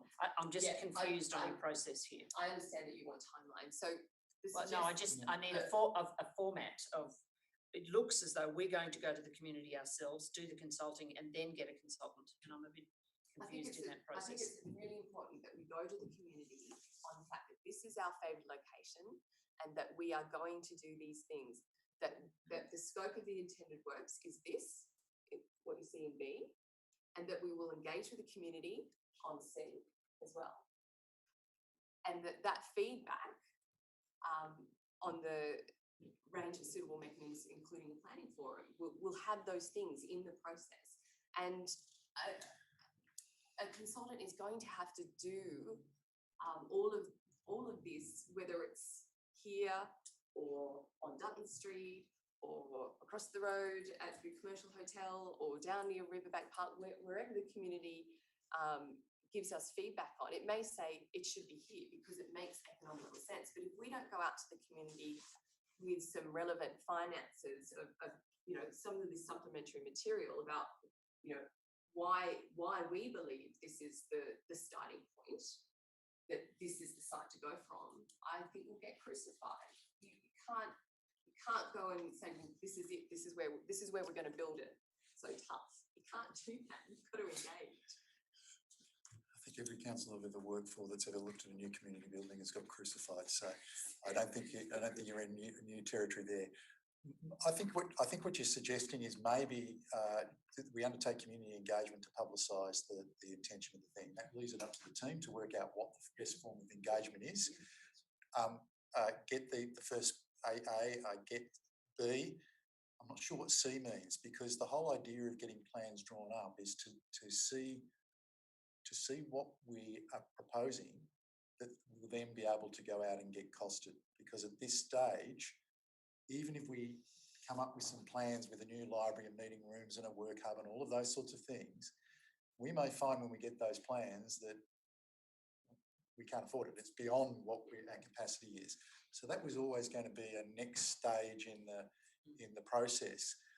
So I guess that I think your intent is to try and get engagement with the community to say, have we got the components right? Have we got the right components in our proposal here? And is the location the right thing? And I think that's the thing that we need to understand. And then we need to, once we've got that information, we then need to go to the next stage, which is starting to work out how we might finance it, how we might put the package together. While we as a I guess internally have understood that there are some opportunities through grant submissions. There are some opportunities with the way our loans are maturing, and our ability to borrow in the near future without affecting our financial indicators as a community suggests very strongly that we're in a good position at this point in time to advance the project. But we won't know exactly what those figures are until such time as we've got that. So I just wasn't quite clear about C in that. And I think that I wouldn't use the word planning forum, because that's really about DAs and things. I would just sort of, a forum might be the best way to go, rather than get locked into something we've already defined. Madam Mayor, if I can adapt the recommendation there to, we'll delete C, noting that in our engagement we call for community input, and we can take out just a forum. Oh, just forum. done that ahead of the game. Thank you. Okay. And then, so yeah, I think I've got a few questions everywhere. Councillor Burgess. I just want to know, we're not just going to go to the town of Yass, straight past, we're going to go to all the villages, every. It has to go to everyone. That's not. Everybody gets to pay. Everybody gets to pay. Everyone gets to pay. Yeah. Well, as they will for a swimming pool, but there's not a lot of engagement on that out there either. So, same thing. Anybody else got any questions? Councillor McManus. Just with B, we're not limited to those, though, are we? No. We need to make it clear that it's not limited to those, because one of the other things that we did talk about previously was a university hub. There's one at Goulburn now. There's one at could be TAFE. Could be TAFE. I think that Service New South Wales needs to be made clear that it's not just that. If there are other ideas out there, perhaps they just say the scope of the intended works to include but not limited to, because the last time we went out for consultation, there was discussion about a university study centre. I know it's successful at Goulburn, the country university study centre, and the one at Cooma works very well. So if the community does have a decent idea, then we should be encouraging and including it. Councillor Frost. I mean, I'm disappointed that Councillor Jones was removed last week. There's a couple of elements in there that are, I think, probably worth looking at, and I'm sure there's a copy around that staff can have a look at. I think it was a catch-all, basically, to say if there are other issues that we should consult the community on, let's do it. But one of those involved the concept plans that we asked community to contribute, and a couple of companies actually contributed concept plans for what they thought we ought to be happening up here. And that seems to me to provide some basis for going to the community and say, well, this is what some people have said, you know, and we can look at, in other words, it provides a really good starting point for us to. Isn't that two? I think Including a public forum? through Madam Mayor, I think there are some problems with doing that, because one, we brought that information into the organisation under a tender process, which were confidential. While we've abandoned that tender process, we don't have the right to use that information that we gain through that process to go to the community on those. So that's an expression of interest, I suppose. Well, even so, it's commercial in confidence around their conceptual designs and the information they provided with their submissions. We don't have the right to use that because it was submitted as commercial in confidence. So it's, we're limited with what we can do. Yeah. So we can presumably ask them, and if they're happy, we can do it. I would have thought that's correct, but I would have thought that again. Brendan wanted us to pay for everything. Short-term memory. I just if you take information through a commercial in confidence process, you're bound by that commercial in confidence. You can't use it for your own purposes. You'd be breaching copyright and you're breaching commercial confidentiality around those particular proposals. Even though that process has been abandoned, we don't have them. If those companies or if those organisations wanted to come forward with their suggestions as part of this engagement process, yes, that could certainly be put on the table, but we can't use the information that we gathered for a different purpose. Yeah. So I think from what you just said, if they agreed to it going out and us not paying anything for it, then they could go out there, could it? Potentially, I think it would need to come from them rather than us approaching them. But yes. Perhaps it's worth having a conversation with them then to see if we can, because the community would then be aware that there has been other work going on. There are other people that have thought about it who have knowledge of these things, and it may actually help the community come to conclusions. So, and as I say, I would think that there are probably other issues here that the community will raise that we may actually want to raise in front of that, and that would include some discussion of finance, which may well be. We haven't got it yet. We don't know what it is, and then we're going to develop this, and we are, and that's that. In other words, you go to the community honest about what you're doing rather than not talk about it at all. Well, I think there would have to be, and I'll defer to the director, but there's absolutely no way that we're going to approve anything without having finance, and I don't know any director around here that would actually consider that an option.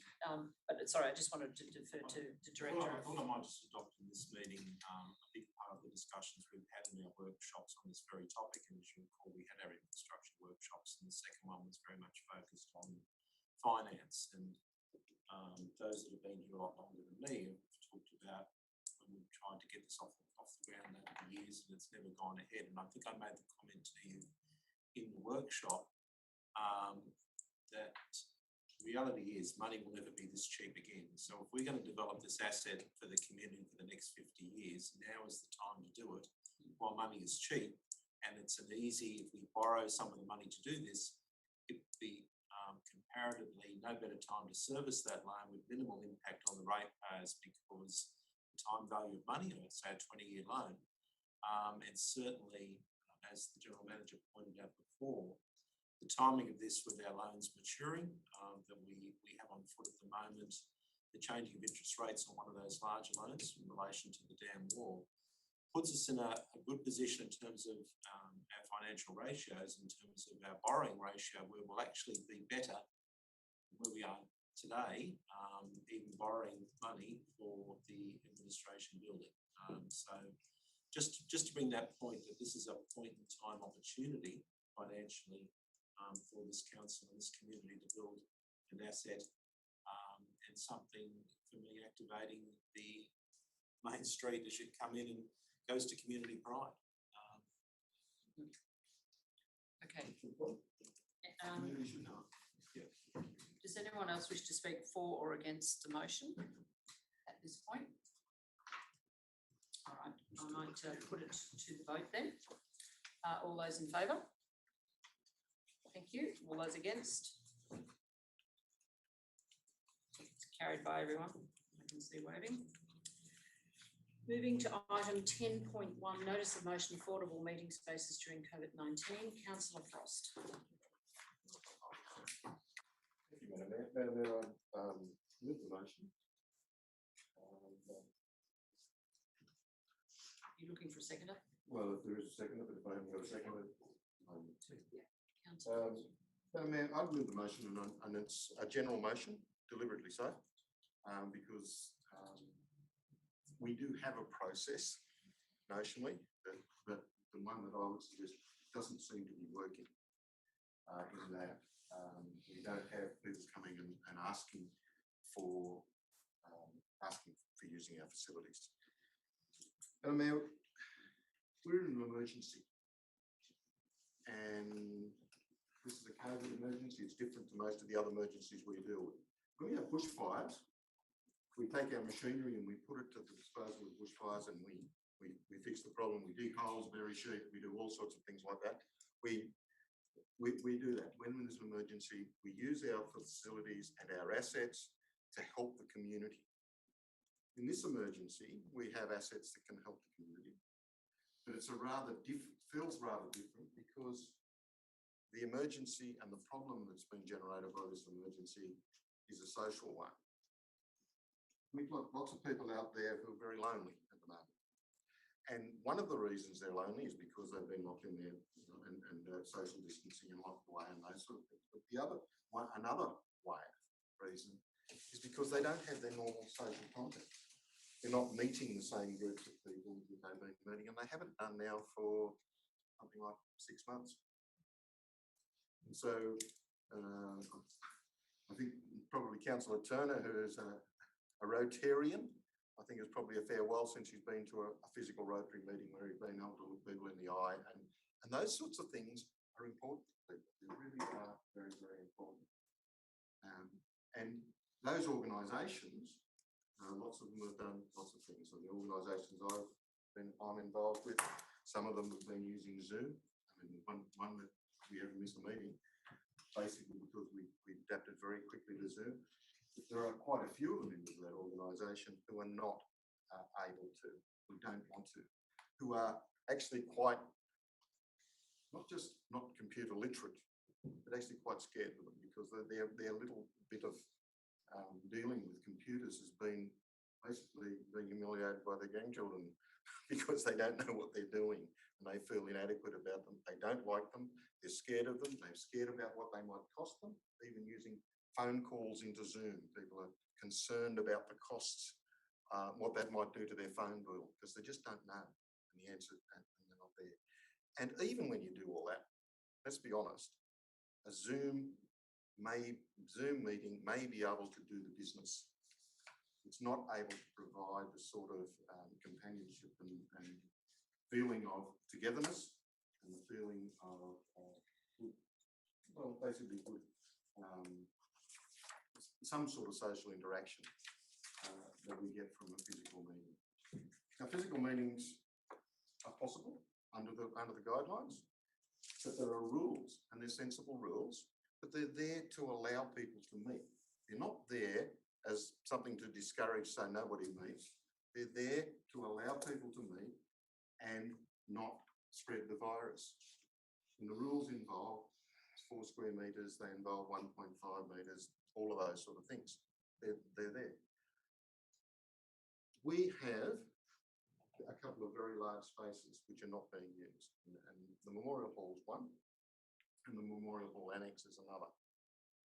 But I would suggest, and this, I hope this would do, is say we should make available to the public, recognising their normal meeting spaces, particular Soldiers Club, but also the other clubs, are now less available because they've had to move their gaming machines, they've had to social distance them, they've taken up parts of the room, and as good as they are, they haven't been able, they're not able to provide the sorts of great service that they've provided in the past. We have these meeting rooms available where we can go up to somewhere about 40 people, and we should be saying to the community, come and use them. Come and use them because come and use them because they will. You need to do that. We need to have those clubs running well and work because they are an integral part of our community. So what I'm suggesting we do is to work out a way for us to be able to use them, let them become available, and let it be well known that they will not be charged for using these meetings of these groups. They'll not be charged, or there'll be a very minimal charge, not $22 an hour, and not have to make application for being too poor to be able to afford it. But so for $20 you can have it for you can have it for 2 hours, particularly for your annual general meetings, or you can have it for that period for once a month. It's not, all I'm asking is that we use and do the emergency services bit and provide the assets we have to be used in this emergency for the benefit of the community. So, Councillor Furry, I have a couple of questions as well, but you go first. Madam Mayor, can I just start by, I guess, just reminding councillors in general that it's very important that we're conscious of organisations that we mention within this meeting, particularly memberships that councillors may have with those organisations. So I think it's very pertinent. Councillor McManus is on the board. You were speaking about it without him knowing that you're going to, so he felt uncomfortable, which is why I left the meeting, because you were talking about an organiser. Well, a bit of blindsiding, probably not helpful. Thank you, Madam Mayor. With respect to that particular organisation, I am a member of a particular organisation who has actually met at that venue, I think on 3 occasions over the past 2 months, and done it within COVID-19 or COVID safe guidelines, and certainly greatly appreciative of the community facilities that are currently available and have the facilities available and mechanisms available to hold meetings for community organisations while respecting and maintaining those COVID regulations. What I would say, Madam Mayor, and certainly I would seek the guidance of the general, through Madam Mayor, of the general manager or of the respective director for this matter, in relation to, I guess, our ability to maintain COVID safe regulations, noting that we don't actively monitor, that I'm aware of, our staff don't actively monitor or maintain a line of sight or visual presence at the venue, in this case that's been mentioned. And certainly I know with other venues within the community that there is a line of sight and there are protocols in relation to contact tracing, for example. So I just seek some guidance, I guess, through Madam Mayor from our executive on that matter.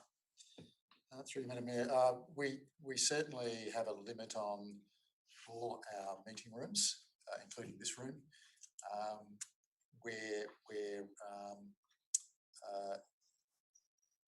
whereby we know that number will maintain the 4 square metres per person and good social distancing. But that's only part of it.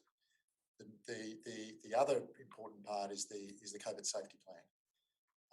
The fact that we don't attend those meetings or we're not running those meetings, we can't prepare those plans about how they're going to conduct their cleaning, their personal hygiene and all of those. That's all part of those standard plans. So one of the requirements that we have in place, if anyone's booking any of our rooms or any of our facilities, our expectation is that they produce one of those plans along with, if they're hiring a room, the payment of their booking fee and their insurances and all of the like. So We don't go out there and police them. It's a bit of, that's the plan you put in. The expectation is that you meet the obligations under your own plan. And if any of the enforcement agencies, because we're not an enforcement agency for these activities, but any enforcement agency for COVID restrictions can ask and demand to see those plans on request. So we don't do that. So we don't have that control there. We also endeavour to make sure that cleaning is part of the arrangement in terms of the room use, and that they have the appropriate arrangements in place for all of that. It's not something that we go back and do a clean after they've held their meeting. The expectation is that the people organising the meeting are organising and arranging for that clean. Again, we don't supervise that clean necessarily, but obviously, if we have a complaint that the cleaning hasn't been done to an appropriate standard, then we actually go in there and sort that out. Madam Mayor, can I ask a follow-up question, just on the basis of what the General Manager has said? So if I'm hearing that correctly, the answer is yes, the ability for community groups and the public to use these facilities is available, with a massive asterisk, and insert everything you just said in relation to the COVID safety plan and things. So if I'm hearing that correctly, Madam Mayor, I will be voting against this motion, because effectively we already have this available. It's just that our organisations need to follow COVID safe practices, COVID safe regulations, and pay a booking fee. And in my particular view, I think these are already currently affordable. And if a community group doesn't see that is an accurate statement, they're welcome to use other facilities, as they always have been. So I have a couple of questions as well, if I may. Following on from what you've just said, technically these facilities, the annex hall and the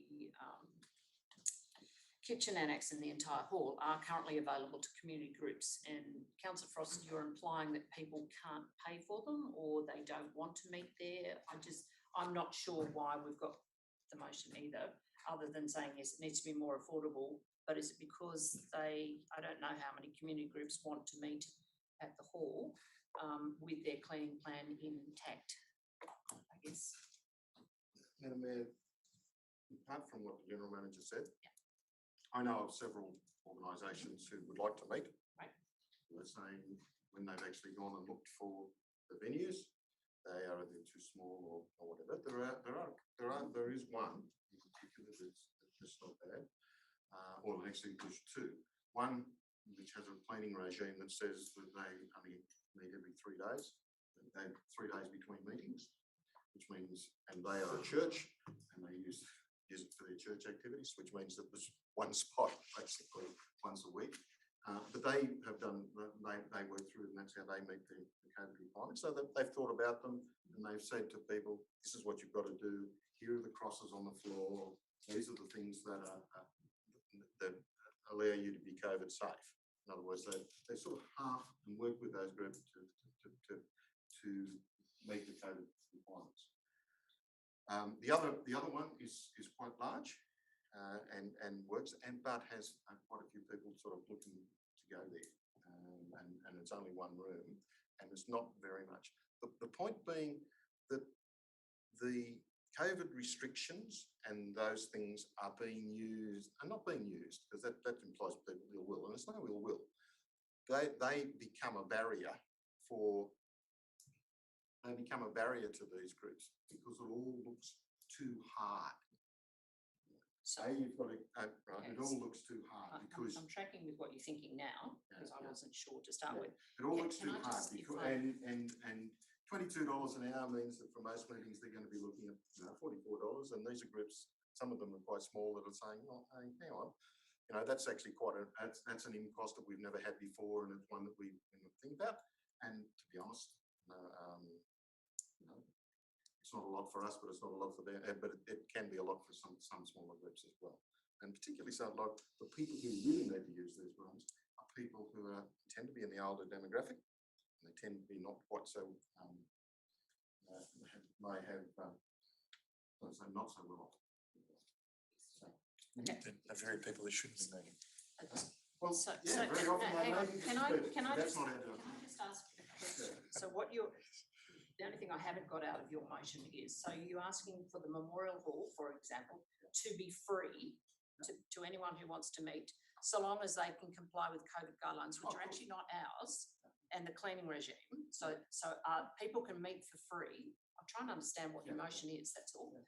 Meet for free, so long as they can manage the cleaning regime and the social distancing guidelines themselves, because that's not what council's going to facilitate for them. Is that what you're trying to say here? I think council could help facilitate with them as well, simply by saying, in the same way as the Anglican Church does, it says, here are the dots where you put your chairs, right? There's a little bits of tape on the, there's little bits of tape on the floor there where you put your chairs, that keeps your distancing, that sort of stuff.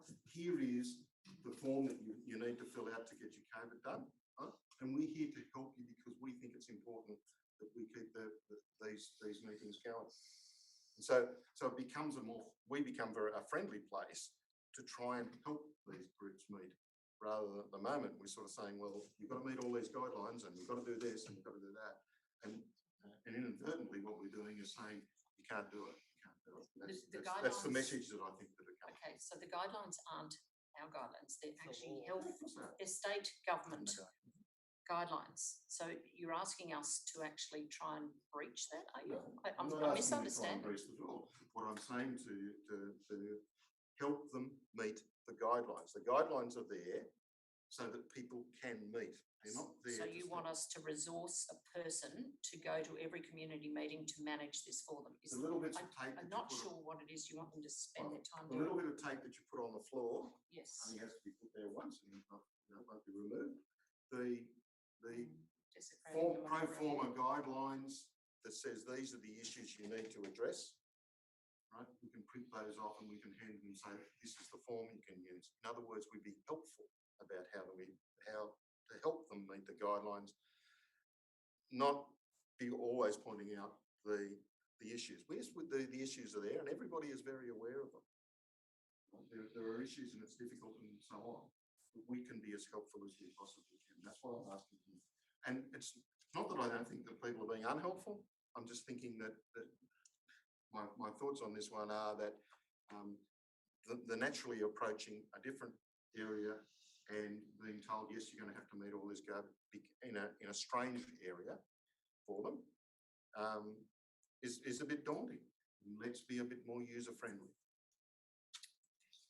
Does anyone else wish to speak for or against it? Councillor Jones, you haven't spoken yet. I can go back to Councillor Ferry afterwards. Okay, point of order, question, and then some commentary. Just a point of order, I understand you took issue with Councillor Frost raising the Yass Soldiers Club. It's in the briefing notes. So I think Councillor McManus, if he's read the business paper, would have been aware that it's likely to come up. So I don't think Councillor Frost, I think you're okay, is what I'm saying. Secondly, my question regarding the cleaning regime required by each organisation. What I don't have clarity on is there an expensive cleaning regime that we are imposing to meet COVID-safe protocols for each organisation? Or are we allowing the Memorial Hall to stand still for 3 days in between each meetings, as some other organisations are? So I don't understand how we're managing that. Very simple. The cleaning is the responsibility of the user. So we don't clean the hall, and obviously, unless it's been left in such a mess that we have to go there after the fact. And usually, that's as a result of the next user coming along and complaining that the hall wasn't clean. But generally speaking, it's the people who use it need to impose or develop their own cleaning regime for their event. Now, it's certainly easy to put crosses on the floor and mark out where tables go if all meetings are the same. The reality is they're not. And if we were to do that, we would need to deploy a resource to go down there and work with the person who's organising the meeting to say this is how the room will have to be set up. Again, that should be their COVID plan of how they're managing social distancing as per the state government template. We're governed, if you like, by the restrictions that the government put in place about what the expectations are. So for a meeting like this, we've got we've worked out how we can achieve good social separation with the maximum number of people in this room by the way we just set by the way we set the room up. But as I said, every group is different, and they set their rooms up and they set their meetings up in different shapes and forms. So they're best placed to do all of that. We don't do the cleaning for them. The expectation is they do the cleaning. We don't have a situation whereby we'll only allow the room to be used on Tuesdays and Thursdays or Tuesdays and Fridays or something like that, so that we have that separation in there. We are using part of the building at the present time with the library. Again, that's the way to keep the library going. So we are limited in there. That's why we made the suggestion was that we do have other rooms available, like the community hall on Laidlaw Street. Again, it's got a big capacity. It's actually cheaper to hire on our current rates, and it's certainly simpler to manage in the sense that it's effectively one large room, whereas the others you'd even need to put other arrangements in place. So, for instance, if you're using the annex but you weren't using the toilets within the Memorial Hall, you'd have to direct people elsewhere. People don't necessarily like doing that. They like to use move from one room in the hall from one part of the building to another part. So it's not COVID restrictions and availability is not impacting us on our cleaning regime, unless all the groups who do hire the room and use the room are not doing the right thing by the cleaning. That's the only time that we would intervene. So when we're not experiencing that, we're not being bowled over at the present time with lots of inquiries.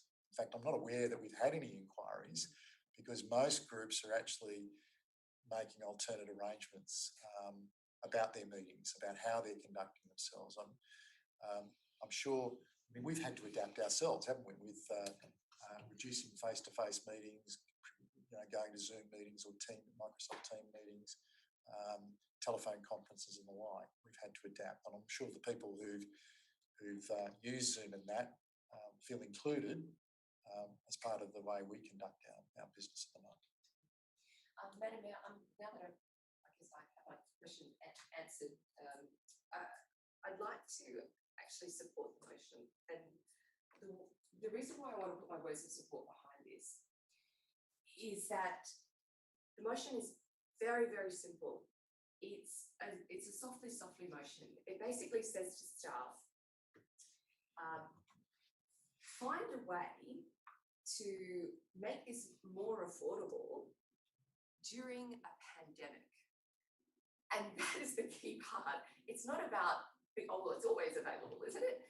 It's available during a pandemic when we know that there are market forces out there where every cafe has got every available seat stretched to capacity. As a mum trying to organise a play group date on a rainy day, it took you as like, well, has anyone booked? We've got no chance of getting in.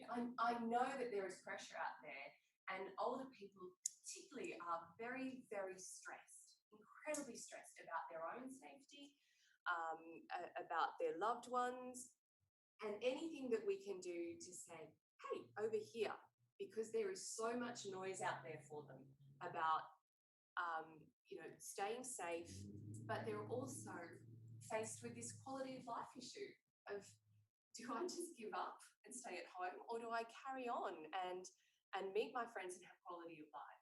So there are two ways of thinking about this: COVID restrictions or COVID safe. And so what I would like to suggest is that we allow this motion to go forward, staff come back with a way to affordably do this, because I don't know from this report how many meetings are being held in this. I can't say that it would be more affordable if we were to say we're only going to have meetings on a Tuesday and a Friday there, because that allows us to use it more often and allows us to drop the expensive cleaning process that would be in place if we allowed it to be used every day. I don't want to box staff in and say this is how it's got to be done, because I don't know from this body of report how it needs to be done. But I'm willing to support this motion because I think Councillor Frost is exactly right.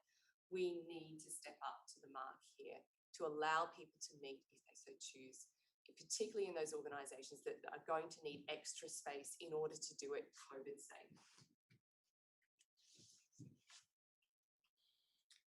Anybody else wish to speak for or against it? Councillor. Madam Mayor, I'd actually, noting we've talked about this for 25 minutes, and while I appreciate that the principle of the motion, the sincerity in the motion, there are other things tonight we've debated for less time respectfully. Can I move that we put the motion? Okay, I'll put the motion as it stands. It's been 25 minutes, huh? I think it's been put. I've been requested to put, so it's been put. I've had a request for it to be put. When it's a request to put, you put the motion, and that's what I'm going to do, is put the motion as it stands. All those in favour? Okay.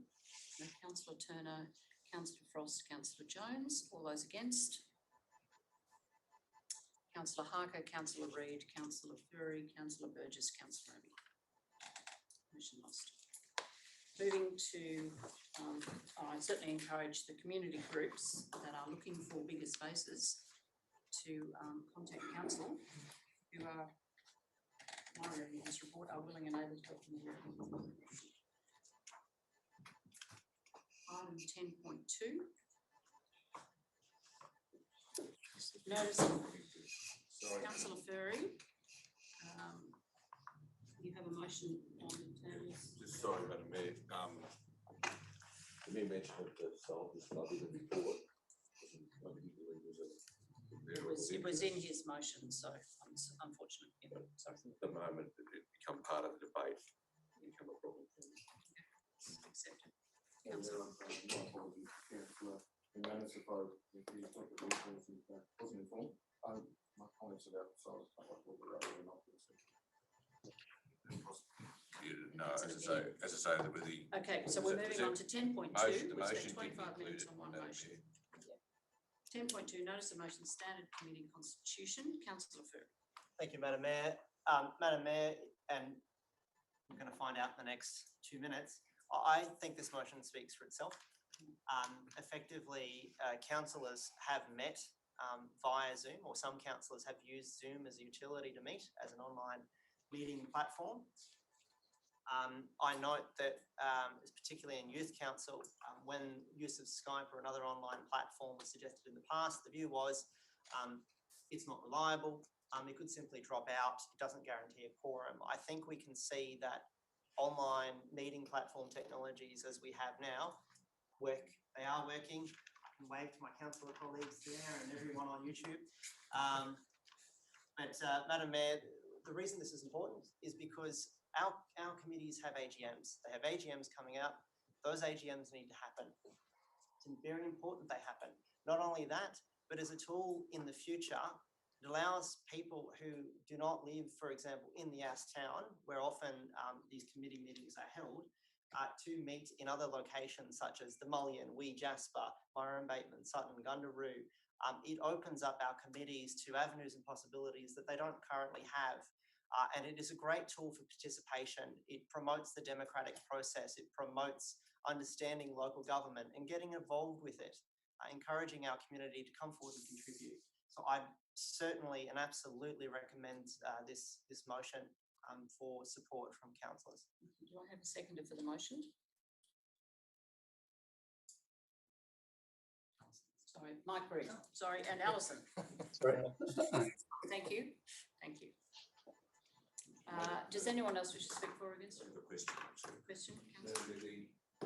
The rules that facilitate the council going to Zoom like we are they limited by time? I think they were. They were certainly introduced as a COVID response. COVID response. So certainly that has been provided as a blanket right across the state. The way our standard constitution works, it sort of adopts the meeting procedures for the council have. So I guess in the situation at the moment, the meeting rules allow for remote access for councillors. Yep. And if you extend that to committees, which are like an arm of council following the same procedures, for consistency, it seems like a reasonable thing to do. In the event of the state government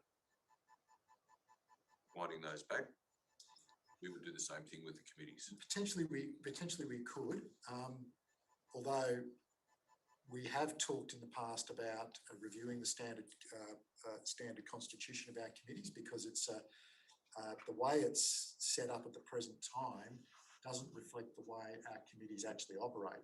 Our committees are essentially advisory committees, but the way they're set up is that though they are decision-making committees and that they have powers that we haven't actually given to those committees. So I'm in the process at the moment of actually reviewing and trying to streamline the constitution, but also trying to provide a framework which is exactly what we think our committee should be doing, giving us advice about particular issues, but doing that in a relatively informal manner without being bound by all the rules of debate and voting that we do in a more formal structure like a council meeting. So we're looking at some options there, and the flexibility of, as we've seen with the way the community's embraced our open forum by zooming in or teleconferencing in, it's been quite effective and has been good in the sense that we've had positive feedback about many of those people who've actually used that as an option this present point in time. I might add, it might also allow for, one of the problems we have sometimes is getting enough people to actually join committees. It might allow some more flexibility for people who don't live as close to Yass to actually be part of those meetings. And it'd be nice to hear from some other more remote parts of the communities, should you call it remote, but just who are further away from Yass, who might actually be actively interested in being involved in committees if they didn't have to turn up to a meeting here, for example. So do we have a seconder? We do. Councillor Reid, thank you. Does anyone else wish to speak for or against it? Councillor Frost. Mayor, I'm quite sympathetic in some ways, because it seems to me that we're using a piece of infrastructure that we own to allow people to meet, and because we regard our committees as being important, and they're having annual general meetings. But there's a whole lot of other people out there that this council just said, we know you can show them two fingers to them when they won't be used. Councillor, I think that's a very unfair statement. I don't think anybody in here showed fingers to anyone. Thank you. I withdraw two fingers, Madam Mayor. It's a pity, though, that it didn't show the same concern for people who don't have access to Zoom, for people that don't have access to all of those things, but still wanted to meet. Councillor, yeah, Councillor, just to close that off, and if you'd like to sit down, thank you. People can come and use these facilities, the ones that you have suggested. They can use these facilities if they want to come forward to ask council to use the facilities. We've had the discussion, we've had the debate. The facilities are available to the community. I'm not sure why you're implying they're not. So I'm going to put the motion that we're dealing with at the moment, which is 10.2, Standard Committee Constitution. All those in favour? Thank you, that's everyone. Moving on to 12.1 minutes of the Audit, Risk and Improvement Committee. On the 14th of July 2020, these minutes are noted for noting. Do I have a mover? Councillor Harker, Councillor Furry, thank you. And Councillor Reid, thank you. Everyone's. Are there any questions or comments in relation to that? Anyone wish to speak for or against it? Councillor Frost. Thank you, Madam Mayor. Madam Mayor, I'd simply like to commend staff to the new format. Absolutely excellent, and gives everybody a lot better idea about what's going on for those meetings. And it's a great report for this council, but also to the general public to understand that. Thank you. All right, if there's no other things, I'll put the noting. All those in favour? Thank you, that's everyone. We're now going to move into confidential. So yes, Councillor. Did you had a question? We've already moved it, so can I say that we need to move on? Good. Sorry, I just did that to Councillor Frost. Confidential, moving into confidential. I just received something very lovely from that that I think should be In the meeting. in the meeting. Was it relate to? Not the flame trees, but the plane trees. So with permission, Madam Mayor, we wasted a lot of the rest of the night, so this was just received something very lovely. That's all. In relation to plane trees. Yep. I've just been sent a copy of the Yass Tribune Courier and it talks about Murrumbateman School. The pupils of Murrumbateman Public School celebrated Arbor Day by planting 36 plane trees in conjunction with the main roads board on the northern side of the Yass-Canberra Highway. This is only a small part of the extensive tree planting scheme now in progress on this road, hence the disparity with the numbers. So the children planted 36, but it linked in with the rest. This is only a small part of the extensive tree planting scheme now in progress on this road, and the kindness of the officials in allowing the pupils to each plant a tree and thus have personal interest in the great national avenue is greatly appreciated by the pupils, parents and teachers of Murrumbateman. Trees were planted by the girls in the morning on the western side of the road, and in the afternoon the boys planted trees on the eastern side of the road. All trees were planted under the expert supervision of Mr. Wardy Rayner of the Main Roads Board. Children's trees were planted in the following order: Faye Southwell, Beryl Hall, Barbara Lou Falder, Jean Wilson, Joan Wagner, Shirley O'Brien, Phyllis McGrath, Marie Jones, Ray Davis, Rita Puckett, Laura Davis, Lorna Bush, Marion Armstrong, Gwen Butt, Muriel Beale, Jean O'Brien, Barbara Hall, Joyce Bush, Nelson Beale, Ray Martin, Les Martin, Alan Davis, Ken Davis, Horace Wilson, John Kershaw, Reg White, Gordon McClung, Clem McGrath, William England, Mervyn Beale, Colin Hall, Alan Kershaw, Ray Kershaw, Jack Rattenbury and Lance Butt. I'd say there's quite a few names there that Cess would remember. But yeah, I just received that then. Sorry, Madam Mayor. Councillor McNabb, for the update. Sorry. That's okay. We're moving into confidential. So moved Councillor Ferry, seconded by Councillor Turner. I thank everyone who has participated, and we will need to go into confidential to assess the 3 tender evaluations that we have in front of us. Let me know when you've gone. Sure.